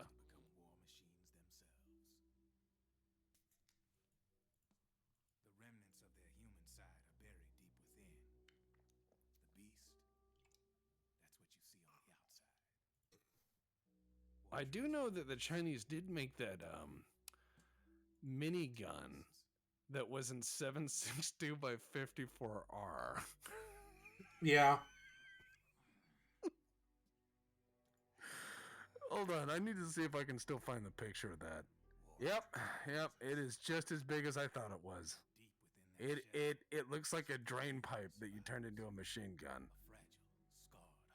Oh, it's at the same expo where they did the corner shot. Okay. They've shown the corner shot at like every expo since 2000. My favorite about the corner shot is that the manufacturers of the idea of the corner shot have said, if you put a gun on the end of the stick and then you pull the little lever, you can make the stick rotate around the corner. And I go, all right, but what if, and hear me out, what if the guy on the other end of that corner has like a shotgun and he goes, some a-hole is sticking a doohickey around this drywall corner and I have a shotgun. Now, under that encounter, I think that the little doohickey corner shot is not going to do so well versus, I don't know, a guy with the shotgun. Maybe if I Doomfinger the flashback button, I can put Snake into a coma. Well, I mean, God, if I could Diablo finger this son of a bitch, yes, like, Diablo finger. You do understand that, like, there are games I cannot play with Diablo finger because it will crash. It is a unholy skill of rapid actions per second. It is not good.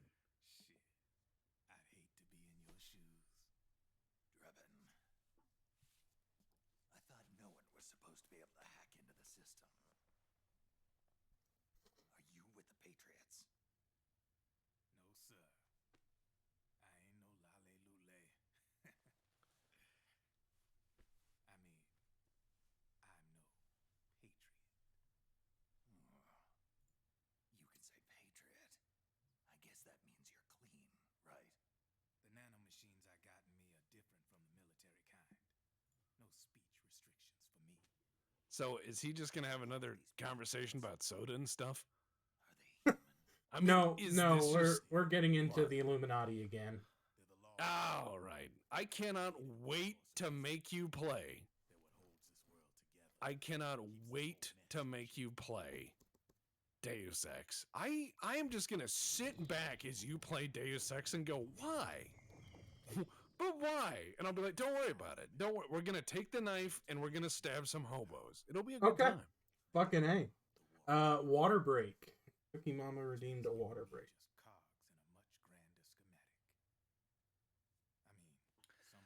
I really need to make you play Deus Ex. We will. After five, I'm going to make you play Deus Ex. For just Monday Madness, after 5, I'm going to have your brain meld.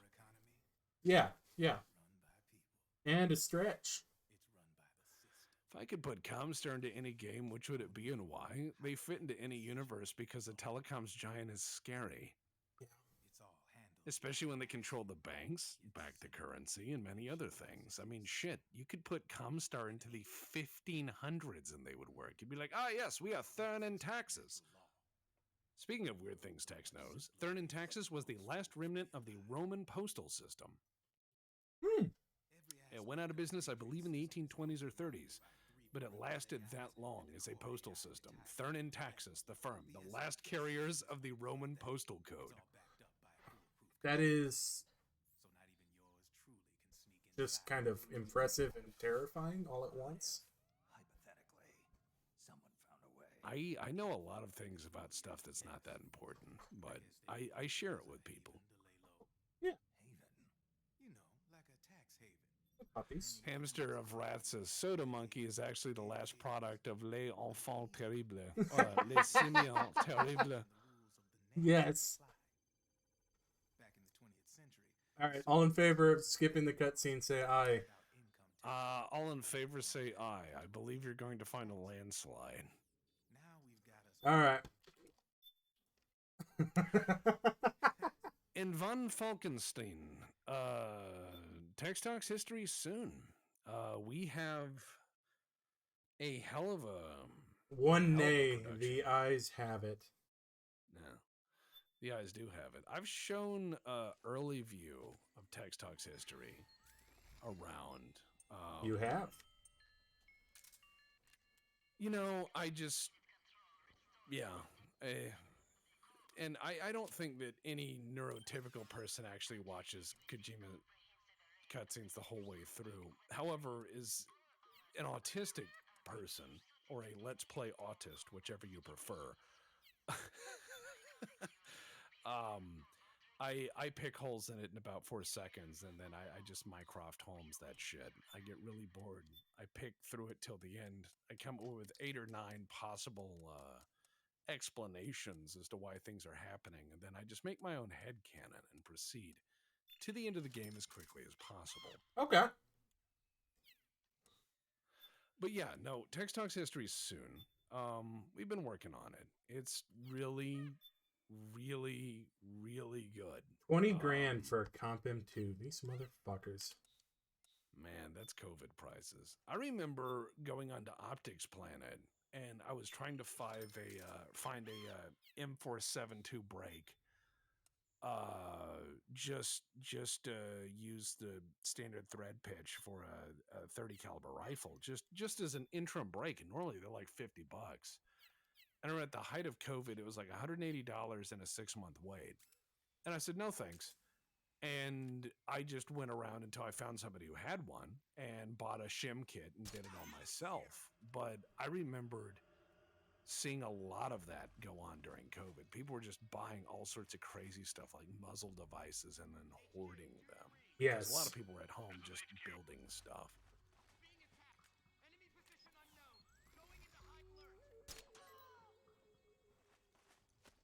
I had to let him get the radio sign out.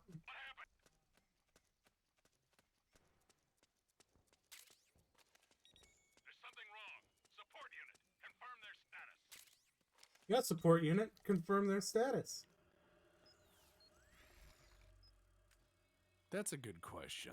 Support unit status.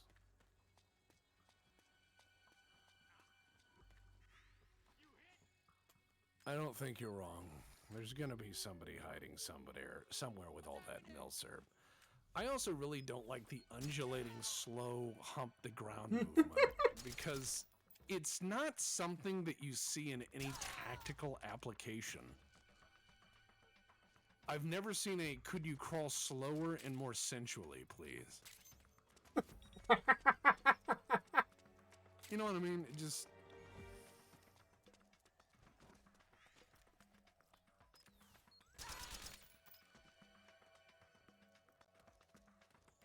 One of them just gave me a master key. Which is a really great way to make a M4 more interesting. Yeah, more interesting, not more useful. No, fuck it. We're just gonna keep going down the road. Ground humper. Don't make me He's do it. the man who humps the ground. There we go. We're doing it. Humps the ground. God. You know, I wonder when they modeled this and they showed it to Kojima, do you think he clapped? Yes. Do you think he was like, this is what I envisioned? Like, they showed this happening and he was like, yes, finally. Oh, yeah. I think he was all about it. He was like, you have finally understood what Metal Gear has been going to this entire time.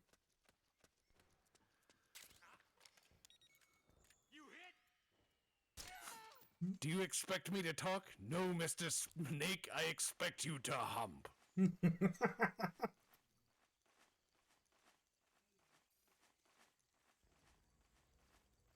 You're correct. Nothing is more tactical stealth espionage action than... Well, you notice they did take stealth out of the name for this one. It's tactical espionage action now. Well, yeah. Well, I mean, it's a suppressor. It's stealth something, I guess.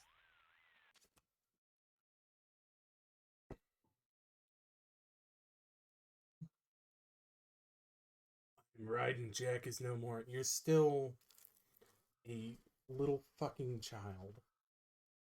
I'm sad because they've replaced most of my body parts with my permission. Why is he all a robot? Did he ask for this? Was that something he asked for, or I just got a call from Raiden. It sounds what was his deal? I think for whatever reason Jack's voice clips are not going to well, he's like a robot now. Really? I think they replaced his I have a favor to ask. What? Don't His let him parts. know I'm involved in this operation, okay?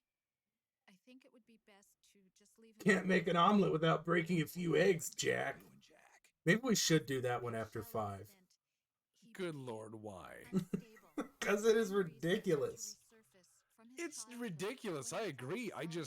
Every clip I've seen from it, every single clip I've seen from it, I just sit there and I stare and I'm like, It hadn't even been born yet. no thanks. Jack slowly Yeah, I mean, it's not for me. I mean, if I had to, I wouldn't play it, but if I had to watch it, I mean, that's a tall order, sir. was Jack's commanding officer, but Jack just I mean, there's parts where this guy who's just like, what, the president just beats the shit out of him? was so kind to me. He's the one who encouraged me to become a counselor. I know it sounds like I'm making excuses, but I The Raiden call's not working because he's flagged him as a robocaller. Wow, that would be great. All right. I'll keep my mouth. I'm just saying, I watch it and I'm like, ugh. Alright. Here I go killing again. Gotta eject that 5.56 round into the dirt when I'm just replacing mags. Hey, buddy. How you doing? Oh, that was a twofer!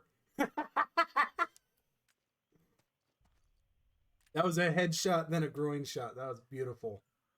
I think that's a modified Mozambique. It is, yeah. That's the one round Mozambique. Imagine having all your plans thwarted by someone forwarding you voicemail. Oh, that'd be great. I like it.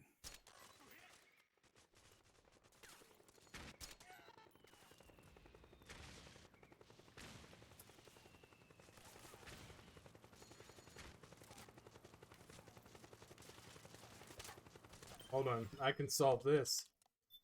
Mr. Drebin, I need to purchase something rather impressive. Mr. Drebin, please, send me your finest sandwiches and a monkey cola. Excuse me, I can't afford a law. Can I afford an RPG-7? You should be able to buy a super bazooka. Yeah, yeah, just old stuff. Just be like, well, I've got this laying around. There's no way that anybody is... No, this can't buy an RPG-7. Like, why is an XM25 cheaper than a Law Rocket? Because we go by the economy of explosive size, I guess. They should be handing in law rockets just as like change. Just be like, oh, I don't have $500 to Hey, brother, I this, think you should hide so-" behind this rock. Oh, never mind. Is he wearing rubber boots? Well, they heard there was a guy who was shitting himself, so. You know, he... Come on, that was funny. No, it was. The silence speaks volumes. Do not hump toward that man. You leave him alone. I want his rifle. He has suffered enough. Do not disgrace him.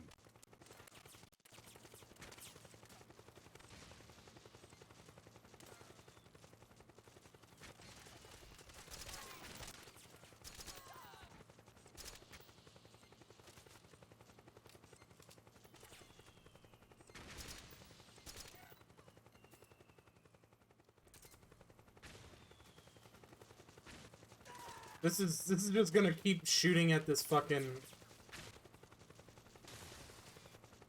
Until I shoot it down or I fuck off. Okay.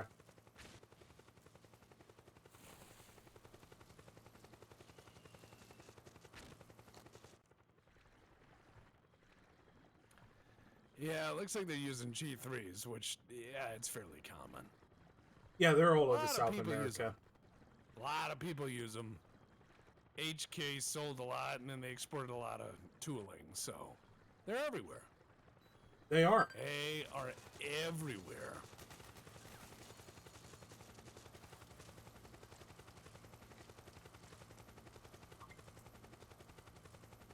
Alright. I just got another call, so give me half a second. I gotta go to the technical issue screen. Oh.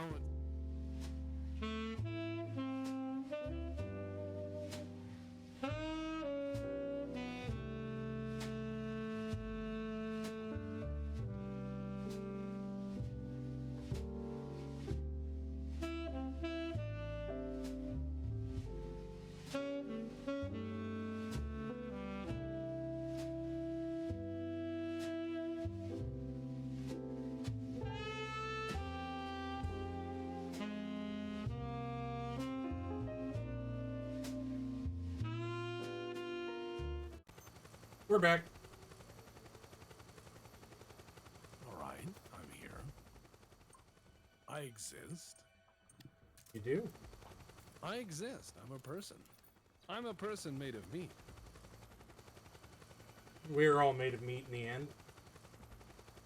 You know, I think that is something that we could all just take a lesson from. We're meat people, and thus we need to continue meeting people so we can meet people, right? Yes. It's that whole, you know, cycle of meat. They call it the meaty Ouroboros. I was gonna say the meat cycle, the only cycle is meat, but I like the meaty you know what I mean? Snack eat self, that one. Sometimes I can't say words. Like I'll try to say banana, and then I could say banana just fine, right? But then my head will go, you said that wrong. It will say that, no, you put the wrong emphasis on the wrong syllable. Yeah. So I'll say banana. I'll just say banana. And then my brain will go, no, it's banana. So then I will say it again. And someone thinks I'm fucking Howard Hughes because I'll say banana, banana, and then they're like, is this guy gonna try to design a fucking plane or some laws or something? You know? That's an XM320. Well, it was an XM at this time. It's just an M now. I don't remember there being a helicopter for this long in this part.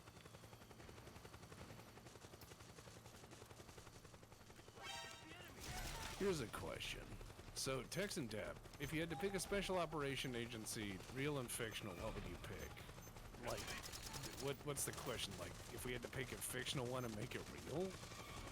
God, there's not a lot of fictional ones I would actually want to put together because no, they're awful. Yeah. writers who write stuff like that are like, wouldn't it be cool if someone could just do whatever they wanted without consequence? And I'm like, no, that's terrifying. It terrifies me a lot, in fact. So, no, that would be a really bad idea. Yeah, the very minor checks and balances we have on our current intelligence agencies are already scary enough. Yeah, I would not want to be like, wouldn't it be cool if, like, these guys were real? Like, the only thing that I think ethically I would be okay with for, like, special forces dudes would be, like, the Spectres of Mass Effect, where they're like, okay, you can do whatever you want, but, like, once a year, we just basically audit you. Yeah, you have to justify it to the head of government. Afterwards, like, hey, you did it? All right, was that a good call or not? If you fuck up, you're no longer in the program. But you have a bunch of people who are constantly out there, like, acting like, you know, gunslinging Jedi, but without the moral quandary of, you know, you can't love anyone, but remember, you have to love the Republic. And it's like, that doesn't sound good either. Yeah, no, that sounds even worse, actually. Like, I would want, like, my superpower people to be fairly well integrated with civilization, not, like, apart from them. I would want them to, like, value family and stuff if they're gonna defend it. Yeah, Crazy yeah. as that is. Rather than the esoteric idea of what the country should be. Yeah, it's I think that I would love to have, like, Yeah. Jedi who... Give me that cot camo. Oh, yeah. Oh, God. 95% hidden on the cot, baby. I hate that.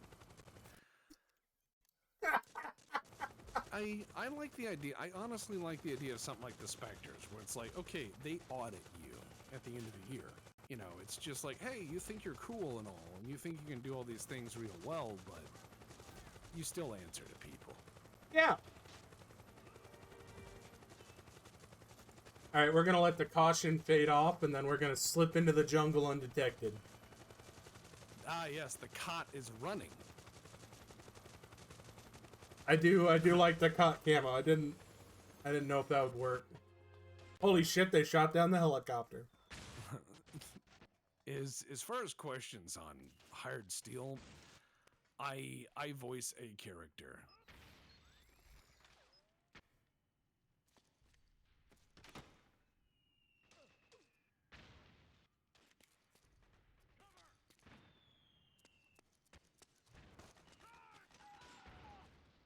Floor camo.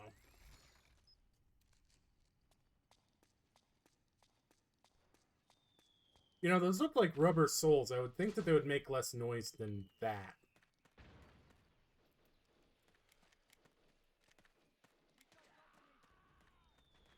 You know, that's a good point. It's also kind of funny that boots in games typically are just stylistic choices, but they don't give any advantage. I would like to see that in a game with all this tactical gear porn. Yeah, like that just say like, oh, these are the boots that allow you to like carry a lot of stuff, but they're kind of loud. But these are the shoes that allow you to free climb a wall very easily, but you know, they're not you're most more liable to ankle injuries. Or you can wear, you know, your fucking Danner Fort Lewis and never bend your foot ever again, but they're like fucking concrete. They are solid. That would be interesting.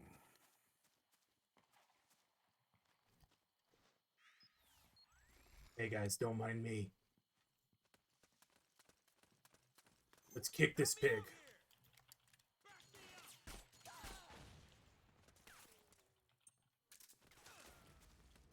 Light the tires and start the fires. Or whatever that is. I don't know.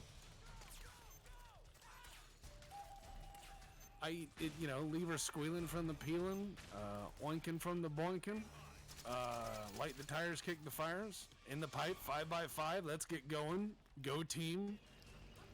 Hail Cargonia. Hey!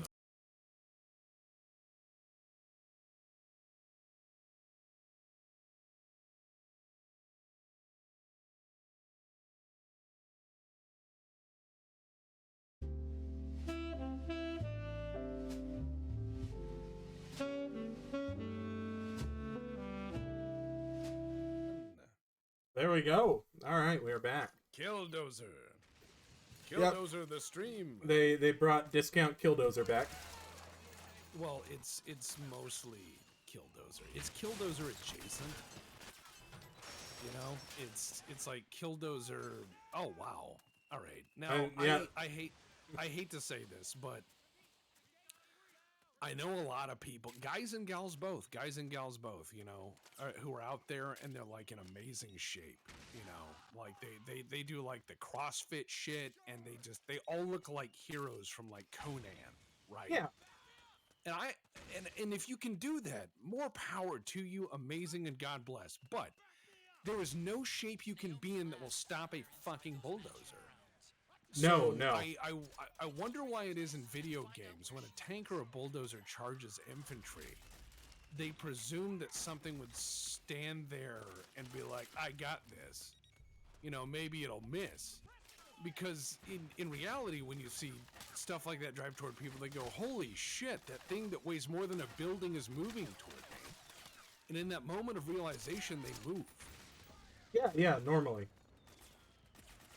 But as far as hired steel goes, I have no input on that. I've helped them with some minor script stuff, and I voice a character, but I am not part of that driving force. That is, I'm a minor part of that. That's all them.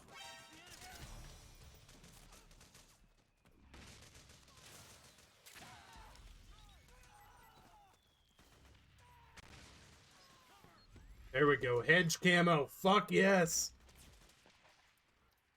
All right, we're sticking with hedge camo for a little while.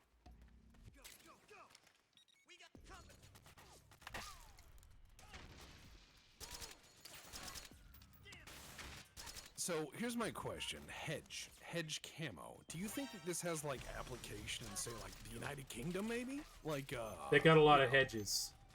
Yeah. Oh, they're mostly hedges.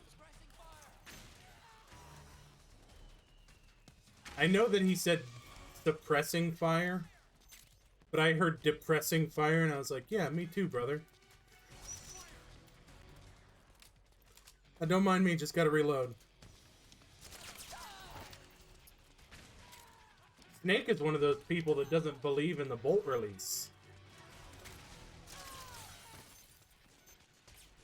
I have always wondered about that when it comes down to movies. Like I don't know why, but a lot of actors are really shy on the bolt release, and it's so much so. Like, dude, did you ever see Sicario? Mm-hmm.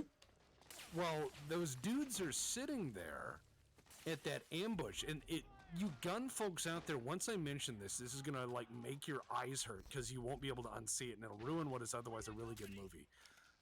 When they're sitting there at that ambush at the border crossing, not one of them has dropped a bolt in that M4. Not one. They're all open. This is not an open blow, you know, this is not an open fired open bolt weapon. Not one of them will press that bolt release. Because it's clacking, it's scary, and so they're just sitting there. And you're like, what? Why? I have to wonder if they do that for safety. For some, reason they want to use actual uppers for that scene. So they stick them on dummy lowers, and to make sure that everybody knows that they're fake, they don't put fucking bolts in them and leave the ejection ports down or something. I think, in all honesty, it just comes down to people being scared of the click-clack button. Well, yeah, it could be that too. Hey, buddy. I can't believe a master key is $9,000, but a M60E4 is $3,000.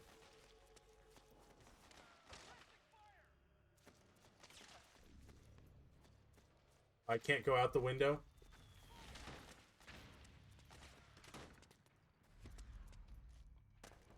Hedge camo, hedge camo. Oh, here we go, in my natural environment. So I guess I gotta go that way.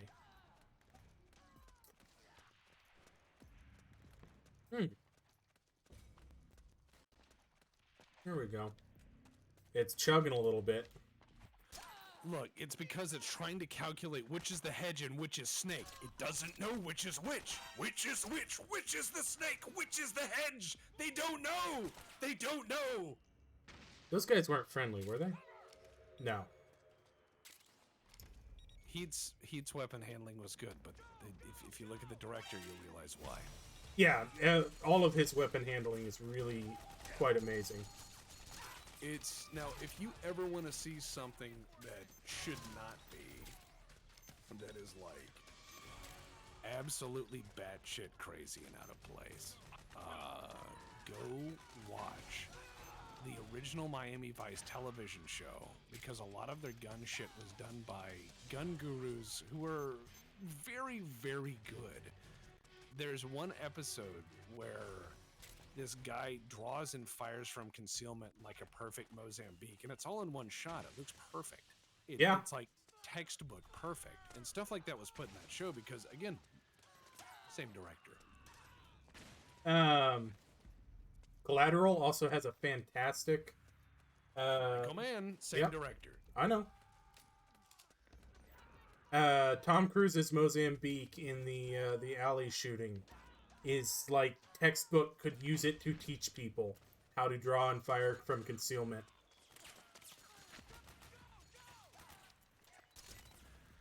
And as far as I say watch Commando, no. I only own an RPK. I don't own a Flash. I wish I owned a Flash. You know, that's how you know. I did say that to Diggs on a stream once. I said, you know, you found your significant other when you find the other half of your gun collection. That's a very Burt Gummer take on things. I'm telling you that a gun collection is a iconic representation of a person's travels, tastes, and preferences, much like a wine collection or anything else, except it's a tool. And much like a craftsman's tool, they speak a lot about the person and their preferences and styles and travels. And so when you find the other part of that collection that just speaks to you, and you're like, wow, what a wonderful representation of things and collectives, and you've taken such good care of them. It speaks a lot about the person and their interests, and as well, their capability of taking care of things that are very difficult, meaning they'll get along well with me. Indeed. How the fuck do I get out of here?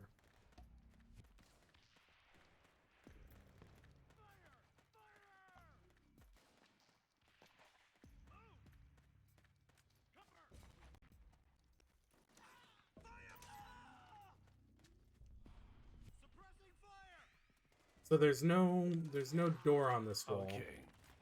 Hamster of Wrath has a great question. Send it. But Tex, what if their gun collection completes yours, but they use a metal spatula on a metal saucepan while frying? That is an excellent question. You know, at that point, like, I'm gonna be honest, this is some real hard truth for anyone out there who's thinking about life, but just take it from my perspective and consider I can be very wrong. But, like, when you're young, you have a threshold of things you're looking for that are ideal in a potential lifelong mate. You know, you're like, oh man, I like certain curves, certain hair, certain smells, whatever you like, whatever you're into. Man, I want a chick that has a motorcycle, whatever turns your crank, man. But then you get to about my age, and you're like, I want someone who's nice, who can recognize the signs of a stroke. Yeah, that's about it. Yeah. See, when you get older, you start thinking about the things that are important, and you're like, if they can recognize the signs of a stroke and act quickly enough, yeah, good enough, really. I mean, many other things can be completely forgiven and overlooked. Man, that sounds really hard for them up there. I mean, reliability goes a long way. If you fuck up my cookware, my response is to buy cheaper cookware. That's what I do. Like, if you fuck up my cookware, bitch, we are gonna have Ginsu knives, and we are gonna have aluminum stuff I buy at the dollar store. I will go cheap.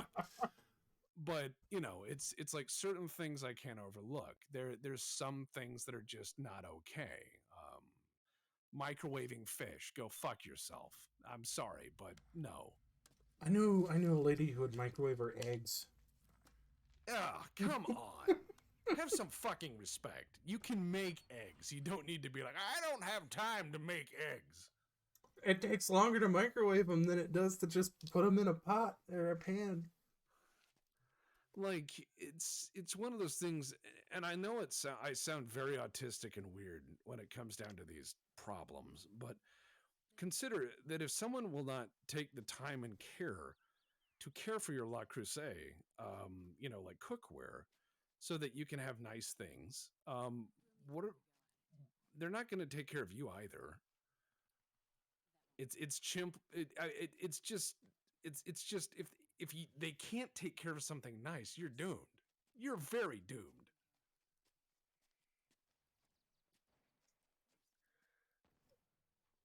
Snake, why did you remove the suppressor and the flashlight just to pie this corner?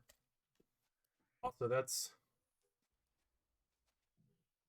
why pretend to pie it if you're just gonna pop around the corner at the end anyway? He gets bored, and he's trying to make sure no one else is watching. I mean, I'm not being unreasonable when I set these thresholds, am I? No. Like, don't ruin my pots and pans. I think that's a reasonable, like, relationship threshold. Yeah. The other one is I think that this is reasonable. No Applebee's or TGI Fridays. If you have a choice in restaurants at all, random restaurant you've never been to is better than dying inside, and you are always better than $10 dinner. Always, you are always worth more than that. I don't think you can get a $10 dinner at either of those establishments anymore. God, I sound old. But here's the thing: like, is this lady just stabbing herself all the time? I forget what she's up to. She's dying. The nanomachines are keeping the cancer at bay. Right. But she's got another stick that speeds the cancer up so she can die immediately if she wants to. Okay. Because that's how cancer works. Ah. She was not voiced by Jennifer Hale in the first game. No, but Jennifer Hale was big at this point. She was. They were like, let's put her in fucking everything. That's not a bad call. She can act quite well. Oh yeah, and it's a specific skill to voice act. Oh, absolutely. But she was really big. God, for a while they put her in fucking everything. It was right around the time Mass Effect 3 happened. Yeah. But no, God, it's when it comes down to Applebee's, like, okay. So, what is the most generic restaurant? What is the most generic restaurant in America is probably... Because I think it's a Ponderosa. No, I'm with Rimworld. I think it's a Bob Evans. You think it's a Bob Evans? I think because Denny's is very, very commonplace, but it's not marginal in the sense that we need here. We're looking for. I hate to use my greater lexicon when I have gone through such extenuating means, but no, I would say. The most American of restaurants needs to provoke a certain sense of ennui that you see in that painting Nighthawks, where they're all at the diner. You know what I mean? You need to be like lost in purpose, but also seemingly out of place, and yet there you are. That is too poetic. I apologize. Why does the zipper of her lab coat run from the collar all the way down to the? You don't trust me? Like. Turn it into a hobble skirt? I don't know. Like, why is she like aggressively putting the gals into attack position? She's like, I'm a cancer patient, but I'm gonna look fabulous.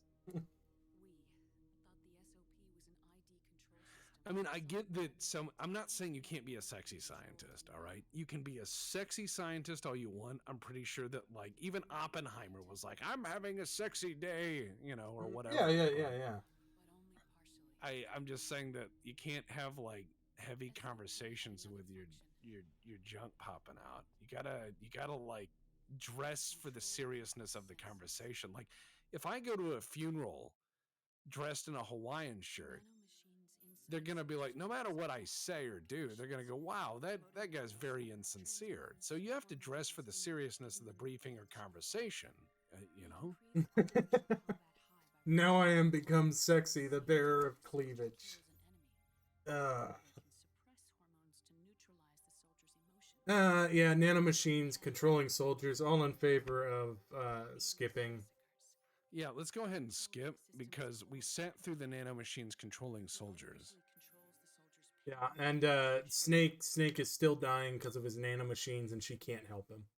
That's the basis of this. She realizes his time is precious, so she is endeavoring to take up more of it. Yeah. Okay, we're skipping second cutscene. She's like, my boob jiggles in the cutscene, and I'm like, yes, I know. Kojima's very low. I just wanted to get to this point so that we could save before it crashes. All right, yep. He's getting dressed because she undressed him to check him. Now's where he's like, can you save me? And she's like, you're dying, Snake. How long is my body gonna hold out? Your cells, blood. Could you get a bigger computer to run that test? Could you get a bigger one? The screen wasn't on before. Maybe in the back there's like a 40-inch CRT monitor you could find. Oh, copying solid_Snake. I love her file naming convention. How long do I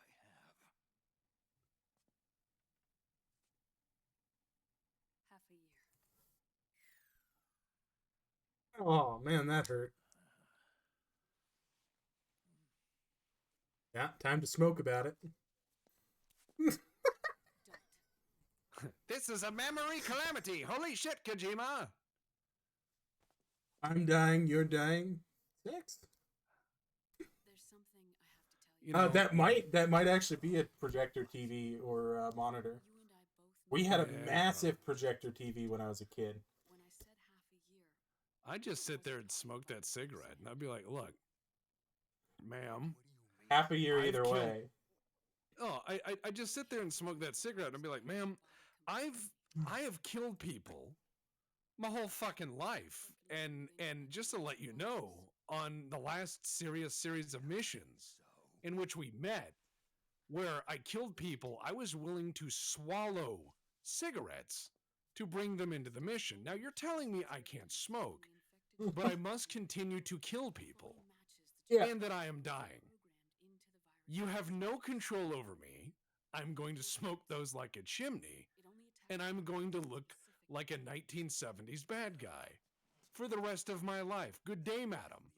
Close your jacket, put them back in the deck. They don't work. I'm going to put on cot camo and break some necks as I enter Marlboro country. Yeah, 100%. Let me smoke or I'll smoke you. She's talking to a table. Actually, this is floor camo. The receptors on the fox dye inside your body are breaking down. How does that even happen? They're changing the environment within your body. As a result, the virus is starting to mutate. Is it a virus or is it nanomachines? Because I've been told it's both. Viruses on the left are fox dye in its original form. The ones on the right I took from your body. They're already mutated. The receptors, they're wearing down. Meaning? This mutated version of fox dye could activate even if the infected person's genetic pattern doesn't perfectly match. All right, so Snake is just sitting there looking at cancer. Yep. He's like, yep, it's cancer. Is she explaining cancer to him, or... Actually, she's saying he's going to become a bioweapon in about 6 months, so he needs to kill himself if he doesn't die before then. Alright, all in favor of skipping? Yeah, that sounds fine. I mean, this is just going on. All he wants is a cigarette. I mean, that's sad. All he wants is a smoke. You're surrounded, Snake. You'll have to break. He's not asking for much. Take out those enemies. He's not asking for the world.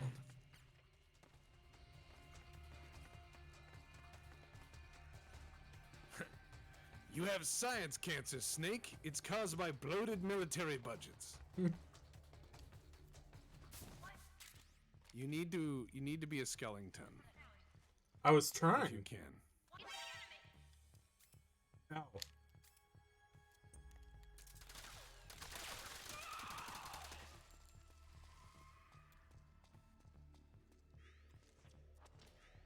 Hold on, can I do MRI cam? No. Hey! Don't shoot at the MRI machine, Jesus Christ. Those are really expensive. That's worth more than your fucking life. Confessions of a Ladder Maker sounds. So, he has to die soon. So he's smoking like a chimney. She tells him he has to die soon, or he'll kill tons of people with nanomachine virus or whatever. But then she takes his cigarette. Yeah. Yeah, why are you confused?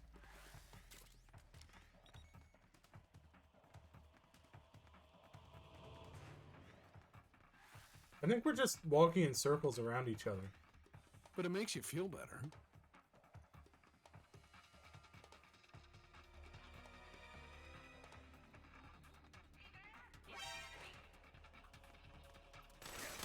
Watch out. It's time for some Mac 10.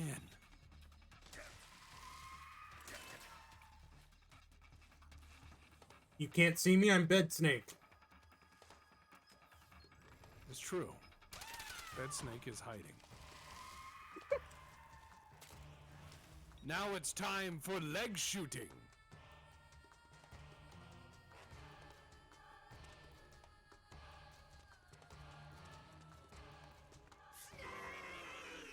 Okay, here we go. Now we got the boss battle.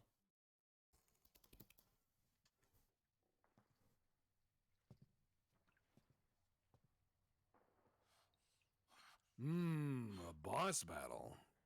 Mm-hmm.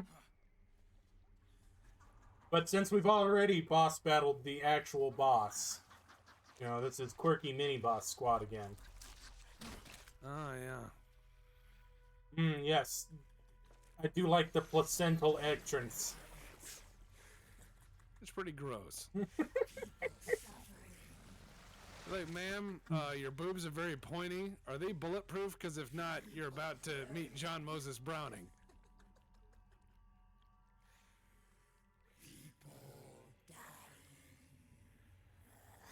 Yeah, we skipped a lot of cutscenes. Her name is Laughing Octopus. She's happy. Laughter is her emotion. Right. Hardball. Uh-huh. Yep. You're like, ma'am, I can't hear you in that bag on your head.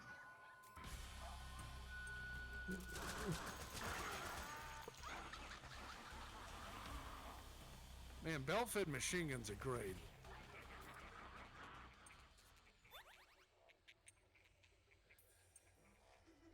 Yeah, Hamster Rest says, pull on her legs and break her neck. That would be funny if, like, the robot parts kept her alive, so there's just, like, this corpse dangling from this robot octopus flopping around the room. It's a very Fallout take on it.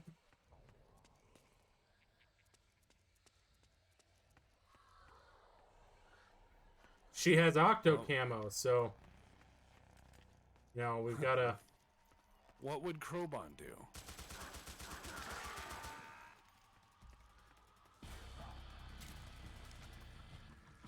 Come here, you son of a bitch.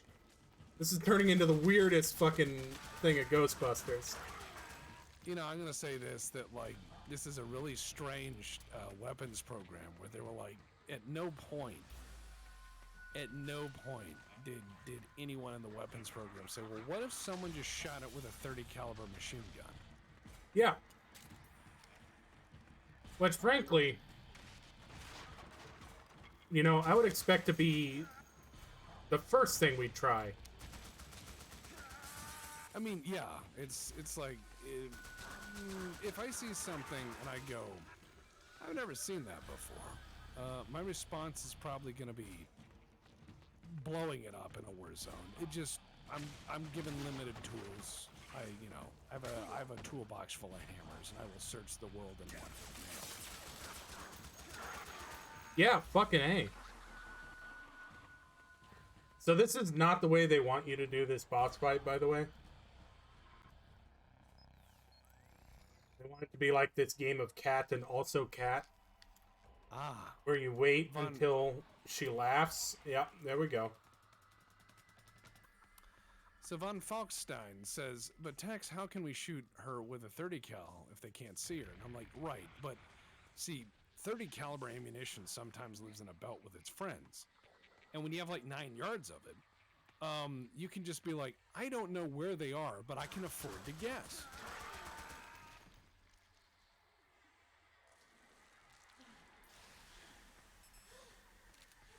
Alright, so we go ahead and reload the belt.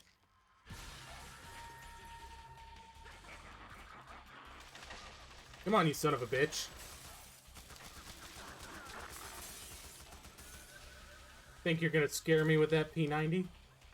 So what is the objective of, like, the ideal mission of this soldier program? Like, some lady in spandex comes in, points her nipples at the target, and then awkwardly flails at them, shoots at a P90 and laughs? Like, where did this ever get funded?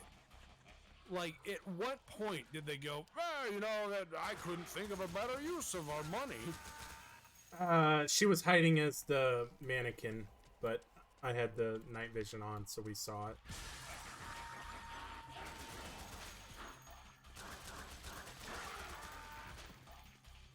Terror troops? This wouldn't terrorize me. If I saw this flopping around, I'd die laughing because they'd walk into my bouncing Bettys. I know a lot of things in this universe are resistant to a lot of things, but there is nothing that walks on God's green earth that is immune to landmines. Nothing. Zero.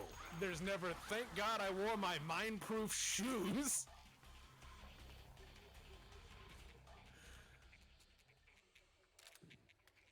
You would hear laughing outside your wire, and then you'd hear a bang.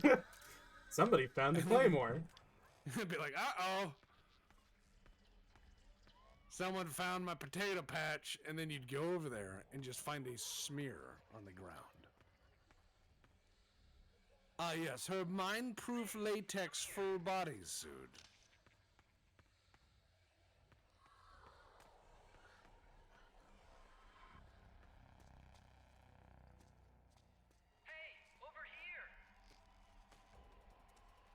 I mean, I hate to say it, but if you want to know what a terror weapon is, it's called, you have to go very primal, you know.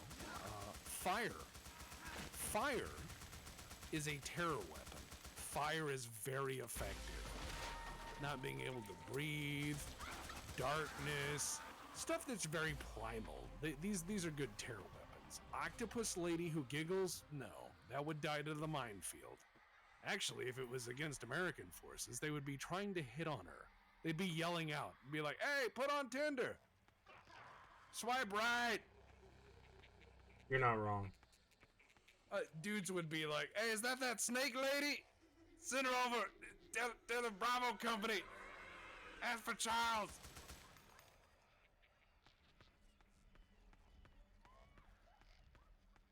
Yeah, if it was an American military platoon, like, she would kill half of them before they realized she wasn't playing hard to get. Oh, hold on. Who she disguised herself as? Oh, just a body?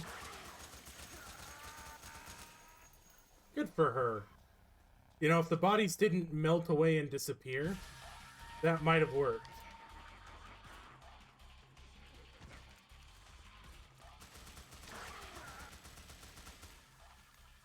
We're almost there, guys. Yeah, just turn on that MRI, and as she gets stuck to it, just, like, release a knife. It's another mimic. I mean, Brass Cog's not wrong. Use a flamethrower. Hard to hide when you're on fire. Yeah.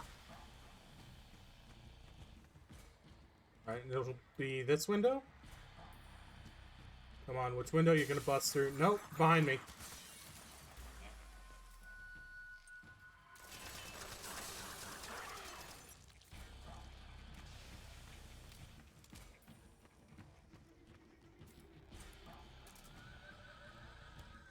Like, what if Snake managed to undo this lady's whole shtick with, like, just a bag of mousetraps? Like, he just throws them on the floor and she's like, ah, and then steps on one with her feet and screams because she's not wearing fucking shoes. Oh, she's wearing shoes. We'll get to see it here in a moment. Oh, sorry. I went too far. Surely, she has shoes. My mistake. She's reasonable. She's very reasonable.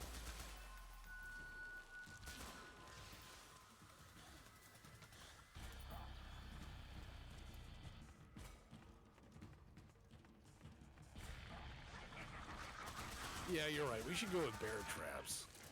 Yeah. Oh no. Oh no. Yeah. Stop by the bookcase, man. That almost inconvenienced me. Oh man. You know, mild inconvenience is rather important. You know, as a tactic, that is. I don't understand why she's trying to have an out-and-out gunfight with a man holding an HK-21. I have never seen somebody with a belt-fed machine gun and thought, if I were not in possession of a belt-fed machine gun, that I could get, you know, the better of them. Yeah, normally I'm like, well, they could do some harm. I'm willing to bet.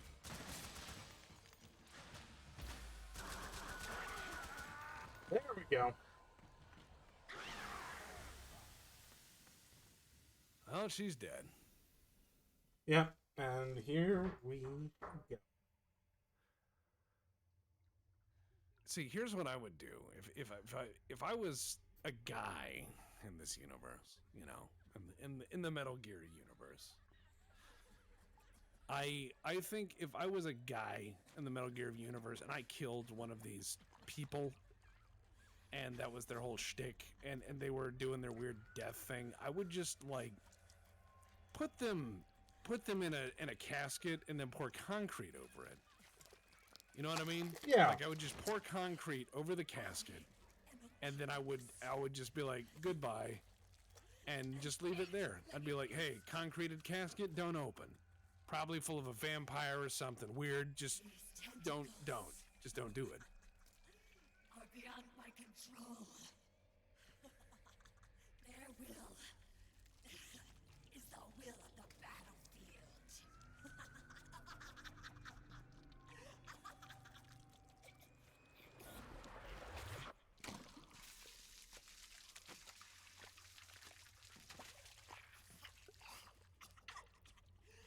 Yeah, that'll happen if you drink Zima.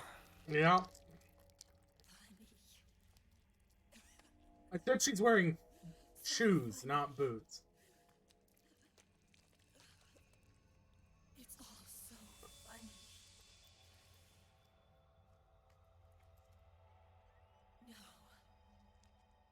It's not funny.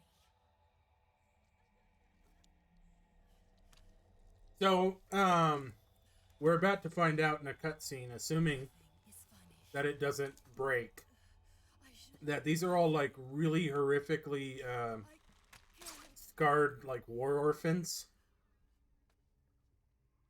The truth is, yeah, it just I'm not laughing. the Kojima thing. Oh, he loves to treat people who are battle scarred with just tremendous amounts of restraint and respect. Yeah. It's incredible the amount of respect he has for people. As we see fucking Camel Toe.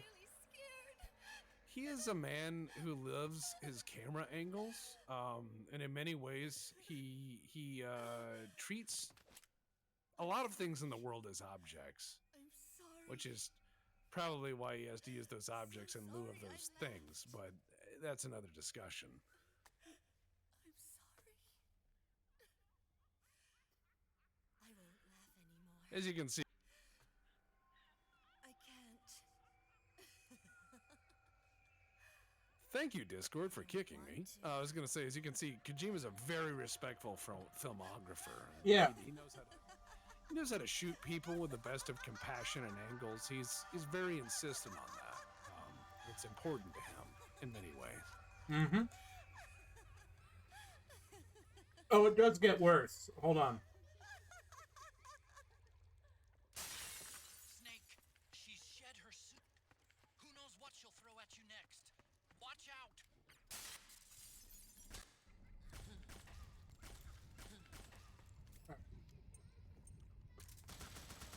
Did she just Remo Williams out of the way of that bullet?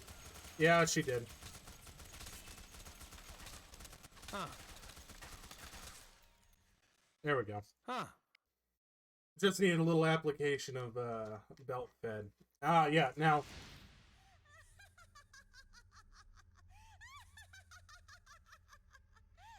So now what happens? I believe she falls down one more time, and then we get a light box mode where we can take pictures of her while she poses in suggestive ways. Why? And then we're done with the boss battle. What is this? I distinctly remember that light box mode, but I don't remember where it fits in. I just saw, like, somebody once showed me, like, against my fucking will, they showed me a porn game, and it had better writing than this. Like, it was coherent. The porn, and here's the thing, the porn game was not great as porn or a game, but it was coherent. Like, you arrived at places and you did things that made sense. And so, like, I'm watching this, and there's a wealth of graphics and talent here, and it's being used to achieve this. And I'm going, but why?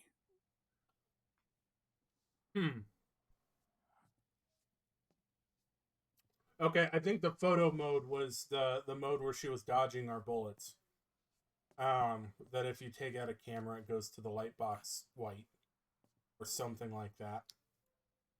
Either way, it's gross. I feel bad having shown it all to you now.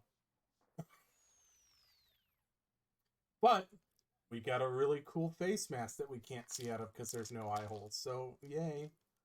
Yeah, cool.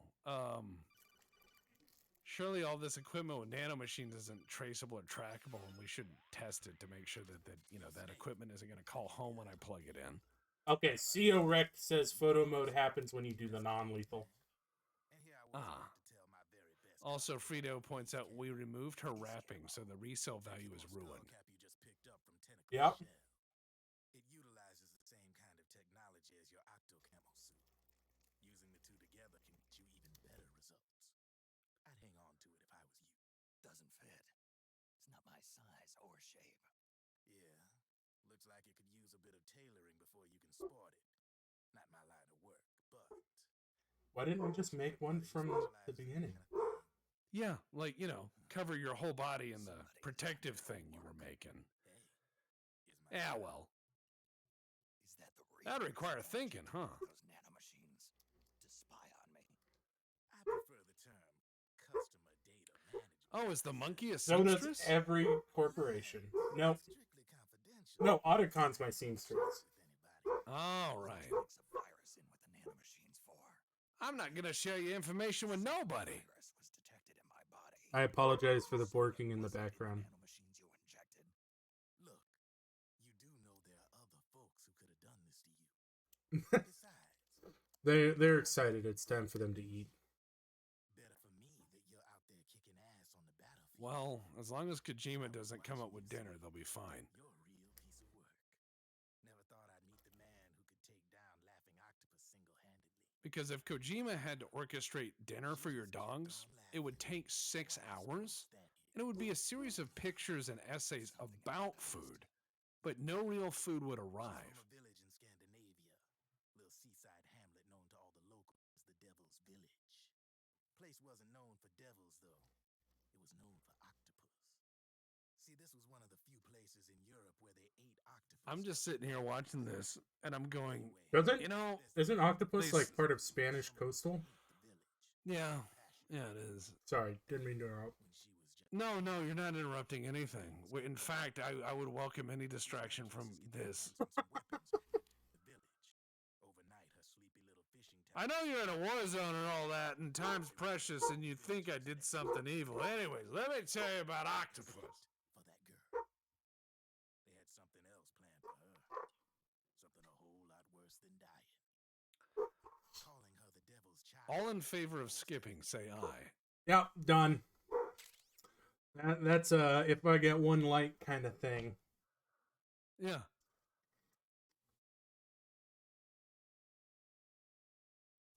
Like, there's certain things that I would do rather than have someone explain to me what Kojima was, quote, going for, end quote. I think one of those might be eating chalk. Yeah, getting bludgeoned over the head. No, I think I would honestly eat chalk, like chalk you'd use to draw on the sidewalk. I would eat chalk rather than listen to like Kojima like explain what all this is. I'd eat chalk. I'd go that far. Okay. Yeah. Tums are chalk. Good point. Good point, Iron Phoenix. Kojima went for concussion and he fucking nailed it. Yep. So when is Quish on? That's a good question. He is on 13 minutes ago. Oh, good. We did very well. Oh, god damn it. Okay. Yep. We will get out of here. We have done very well today. We have oopsed. Oh Jesus fuck. I don't fucking care. Hey, we can hear Raiden now. Hey, we can ew. That's no better. Please stop talking to me. Alright. We're gonna get out of here. Please apologize to Quish for us. Oh, we will definitely apologize to Quish. Yeah, we are going to apologize. We are going to call it. We will apologize. We're not good at this. We're not professionals. No, I had to go fucking pick up a headlight halfway through. We're not professional at anything. We are not. We apologize for that. All right, see you guys. See ya.